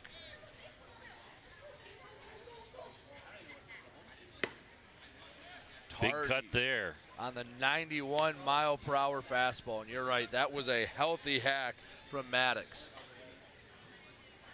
He was trying to get the Diamond Hoppers right back into this.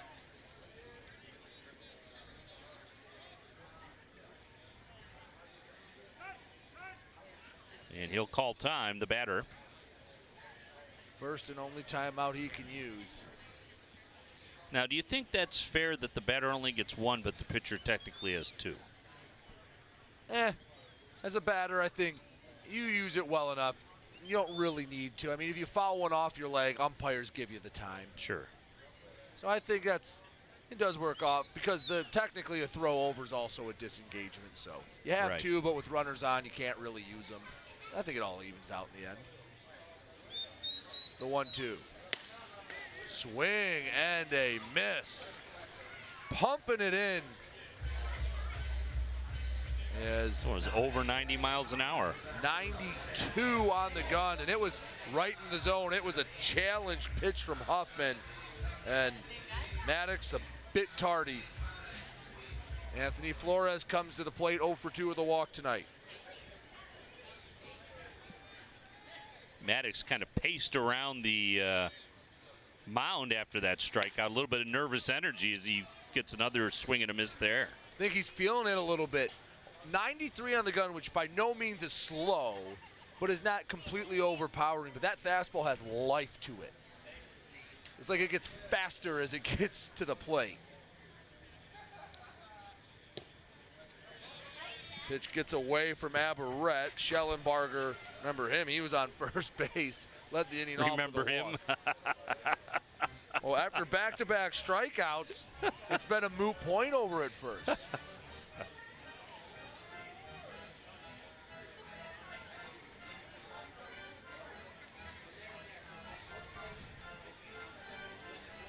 So a runner in scoring position as the Diamond Hoppers try to get something back in the 8th. 1-1. Off speed, off the plate. 2-1.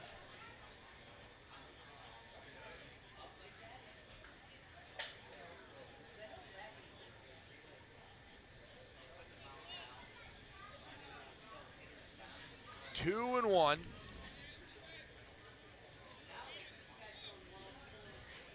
Aberrett uses one of the mound visits. He's trying to calm down his pitcher, Huffman. Well, Remind him, hey, you're in control of this situation. Yeah, he's jacked up right now. He's hyped. Well, he was throwing some smoke. And he's been overpowering the last, well, overpowered Maddox, overpowered Flores twice. Again, 92-93. It's not anything unhittable. It's not high 90s, but it just feels like that ball gets to the edge of the grass and explodes and gets faster. Now, this is interesting that the umpire, as the pitcher stepped off, did not run the clock. He waited till he got to the mound. There's, like everything in baseball, there's a lot of intricacies. But I guess that could have been a disengagement. I keep forgetting once the runner moved up, that's right. Resets. And a fastball gets by Flores after a leadoff walk. Califoot, Maddox, and Flores all go down on strikes. We head to the 9th. Unicorns look for some insurance here on the USPBL Network. Let's head over to Michigan Schools and Government Credit Union soundstage for more music. Companies are competing for talent like never before. With the complexities of handling tasks like payroll, benefits administration, and other HR functions, it's easy to see how a professional employer organization like Tryon Solutions makes all the difference. Tryon empowers businesses of all sizes to attract and retain talent by offering access to top-tier healthcare and employee benefit plans. With Tryon, you don't have to grow it alone. Visit RelyOnTryon.com. You can always rely on Tryon. At Ascension, Michigan, we're committed to being your first choice for healthcare. Our nationally recognized heart program is the leader throughout Michigan in minimally invasive heart valve procedures. For joint replacement, spine, and cancer care, patients choose our specialists for advanced care and treatment. And we also excel in the things that can't be measured. Listening more closely, caring more compassionately.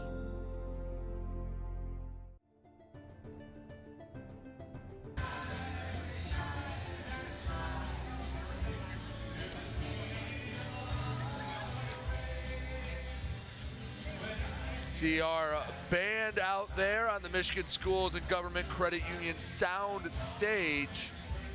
They've been playing us some Irish tunes all night long on Irish American Heritage Night.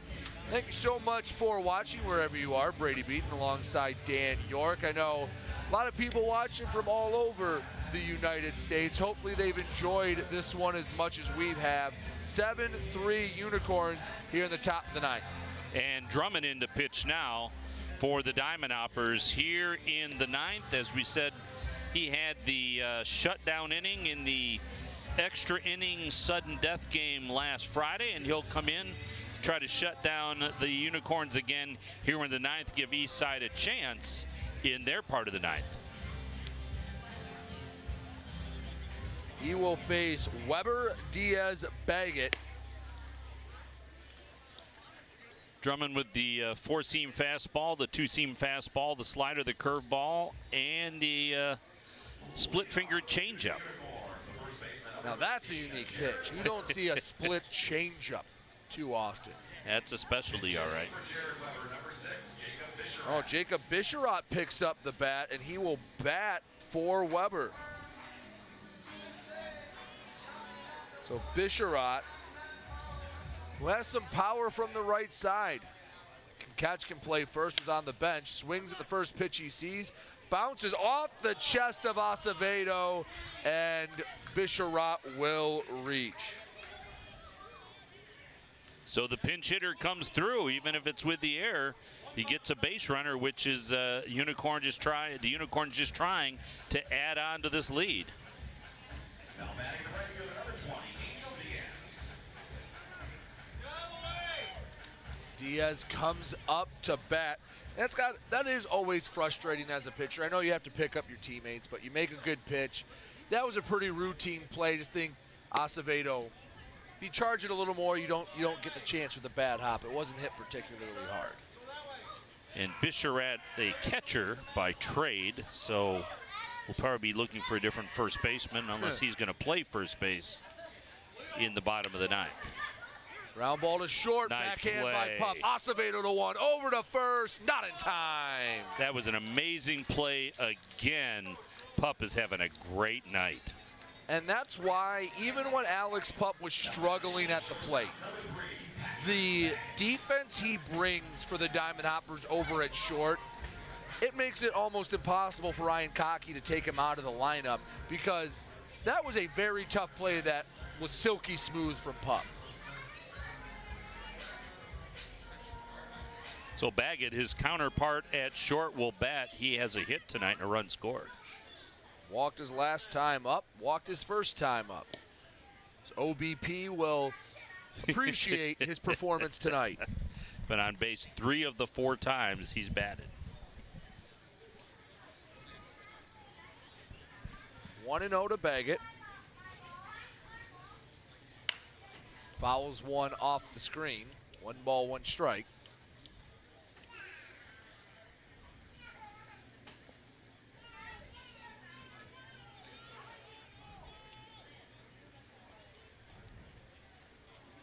Be the bottom of the order for the Diamond Hoppers when they bat in the 9th. You just see the runner go.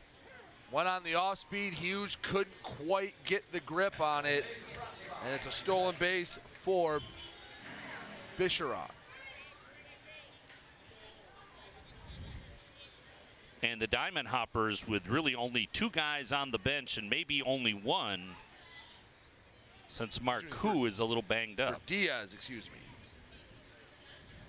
Diaz with the stolen base. And he hits Diaz, the third now. Yep, we'll move up to third on the pass ball.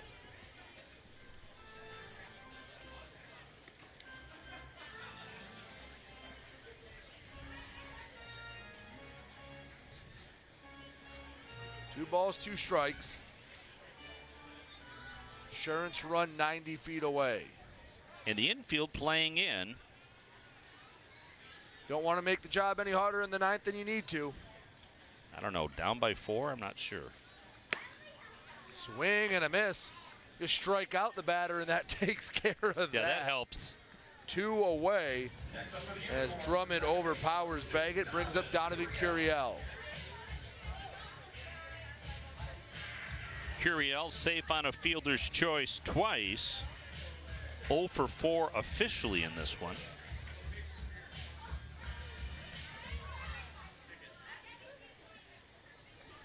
Curiel wags the bat over the shoulder, watches It's a pretty nice pitch. Go by. All right. That was a pretty nice pitch.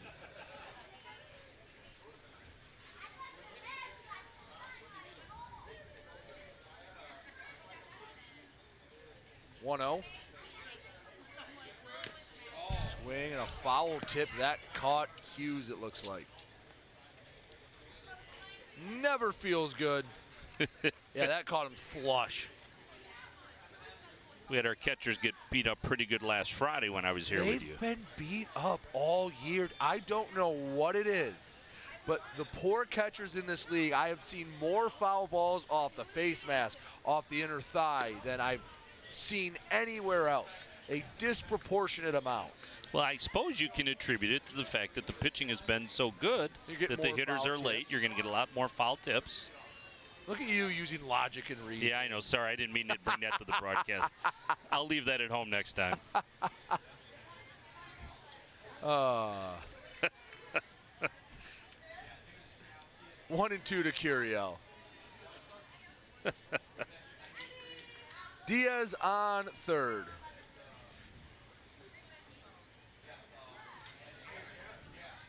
Drummond holding and holding and holding. Now delivers just for ball 2.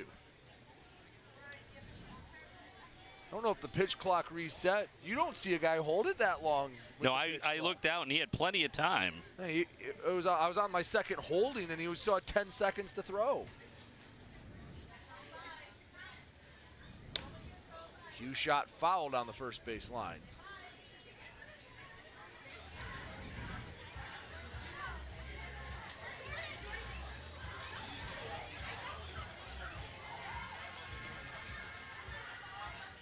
Two balls, 2 strikes, runner on third, 2 away. 7-3 Corns here in the 9th. Fly ball right center field. Schellenbarger on it, and it is brought in for out number 3. Head to the bottom of the 9th. Diamond Hoppers need 4 to stay alive. Unicorns looking to get off the schneid. We head to the bottom of the 9th inning here on the USPBL Network.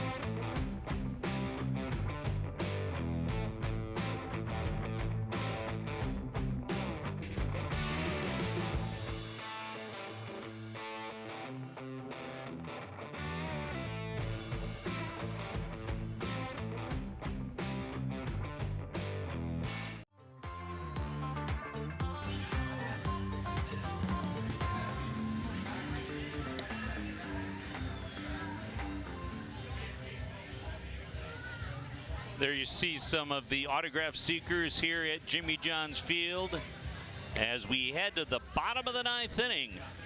And Jace Bowman now takes the mound for the Unicorns. He'll try to shut this one down here in the bottom of the 9th inning. Bowman with a 3.10 ERA with 20 innings pitched. He has 15 strikeouts in those 20 innings. And he'll be facing the 8, 9, and 1 batters for the Eastside Diamond Hoppers here in the bottom of the 9th. They trail it by a score of 7-3. It's been a very well-rounded game for the Utica Unicorns. Their offense got them out of the starting gates. Pitching kept them in it through 5 innings. Then when the pitching started to falter, what happened? Bats came back and gave them that cushion they needed. Yeah, for Utica that struggled here in the last couple of weeks, this is a good outing. Jim Essian's got to be very happy with how his team has played here today. Like you said, they kind of put it in neutral offensively in the middle innings, but then they came back to life here towards the end of the game. Taj Porter doubled in 2 runs his last time up. Watches ball 1 go by. Ballman immediately tapped his chest. Don't know if he just knew he missed the zone or threw the wrong pitcher. That was a bit odd. 1-0, too low, 2-0.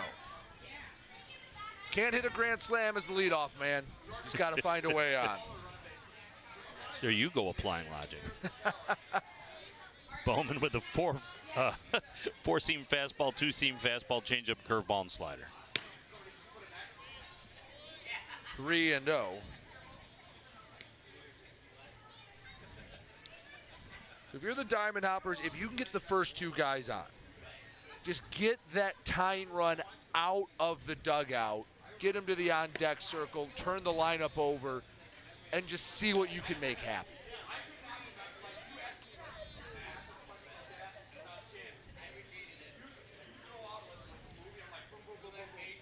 Three-one.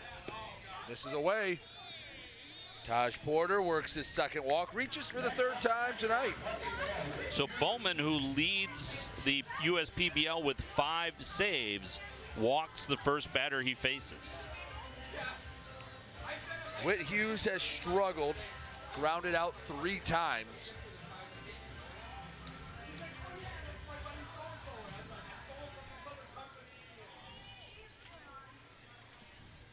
Bauman. First pitch to Hughes. Down Woodward for strike 1. By the way, Bisharat did stay in the game to play first. Tall first baseman.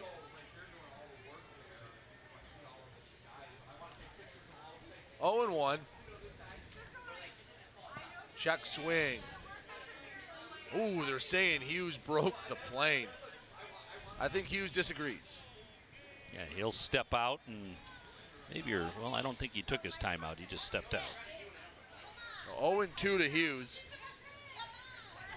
Talk about when you're struggling, every little thing breaks against you. It feels like those pile up. Nice pitch on the outside corner. Not a strike, but that's the right pitch to throw right there. And you've been getting, this umpire's the pitcher's umpire. I think that's been well established. 0-2, 1, you see if Hughes chases, and 2, maybe you get a gift. 1-2. Swinging a foul tip, caught by Aberrett, and Hughes goes down. Nice play by the catcher. That's a tough play. That was a foul tip on a breaking ball. Usually you see that more on fastballs when it's coming in straight. 1 on, 1 away for Luis Acevedo. Ground out, single and walk. The story of Acevedo's night at the plate. And a nice job in the field for Acevedo. Trying to pass the baton right now. Tying run still in the dugout for the Diamond Hoppers. First pitch up the ladder, ball 1. Bowman looking for a double play right now.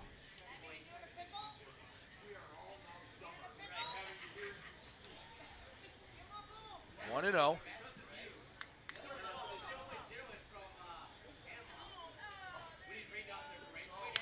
Fouled straight back. Acevedo on it. Bowman throwing just under 90 miles an hour, but the Hoppers have been late on a lot of pitches this inning.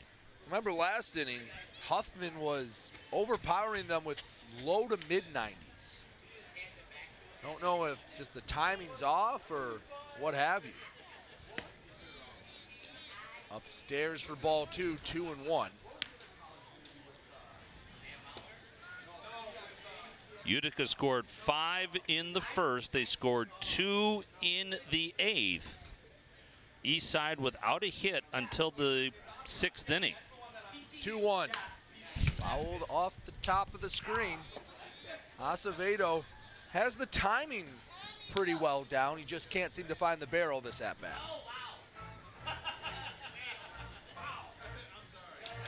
Porter at first. He led off the inning with a walk.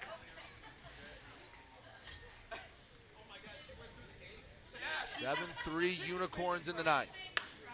Line drive down the right field line. That's slicing. That's foul. Whoa, again, less than a foot foul down that right field line.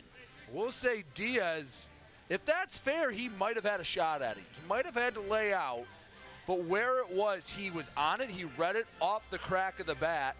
And I don't know if he gets to it if it's on the line, but it's a play. Sure. Because off the bat, I thought there's no way anyone's close to it.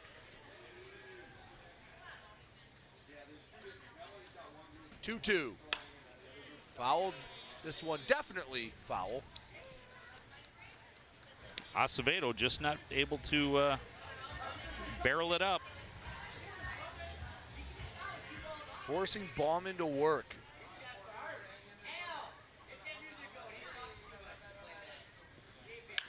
Ground ball, this could do it. Bag it to Curiel. Game over. The Unicorns get the 7-3 victory to start off the weekend. Put up 5 runs in the first, had 5 1/3 no-hit innings. When the Diamond Hoppers threatened, they came back and got 2 runs of their own. Heck of a win for Jim Essien squad. Yeah, absolutely a great game for Utica. They came out and just bombed them in the first. We thought we were going to see a different game before this one started, but a nice offensive explosion for the Unicorns here today. Unicorns win it 7-3. We'll step aside for a moment, come back with some post-game. You're watching the USPBL Network.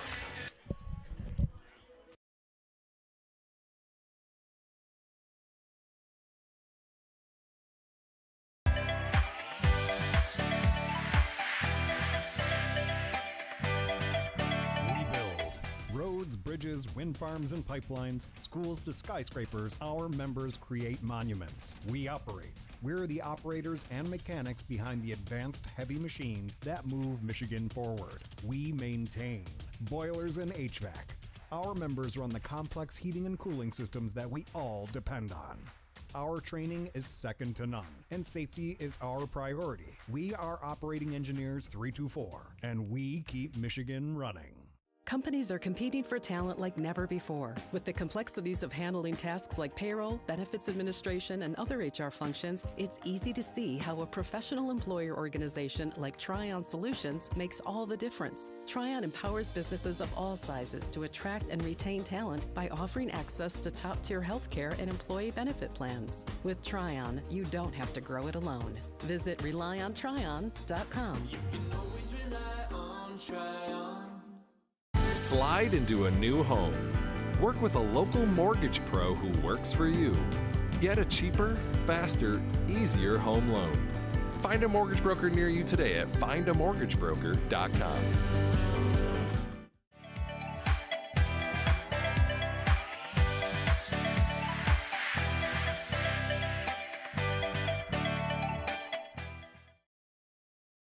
A 7-3 win for Utica over the Diamond Hoppers here today. Unofficially, 7 runs on 9 hits and no errors for Utica, 3 runs on 4 hits and no errors for the Diamond Hoppers. Brady is headed down to the field. He's going to talk to Jacob Harsany, who was our surprise starting pitcher for Utica in this one, who had an incredible game.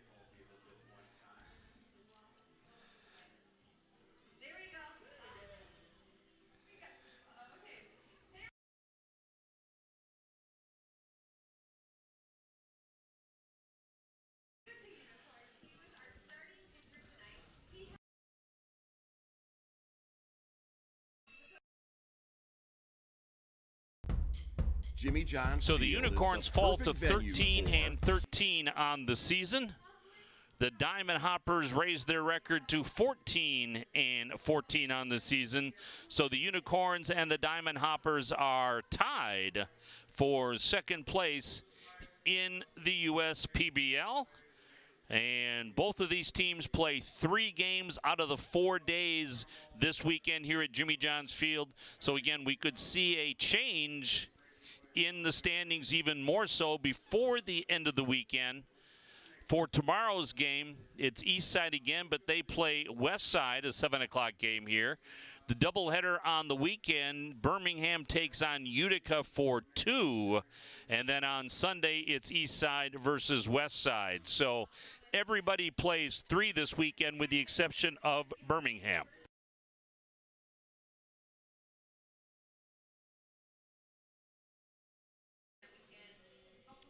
So a game that saw the Utica Unicorns jump out to an early 5-0 lead. Lucas Gordon had a nice day for the Unicorns. He doubled and scored in the first inning, walked in the second. And a big home run for Jared Weber back in the first inning. A 2-run home run. That was a bomb into the left field trees. So a great effort by the Unicorns today. And let's go down to Brady now.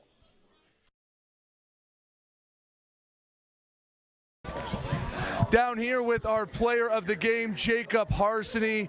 Jacob, you were wonderful through the first 5 innings. No one could put the ball in the air against you. What were you feeling on that mound? That sinker had a lot of nasty movement.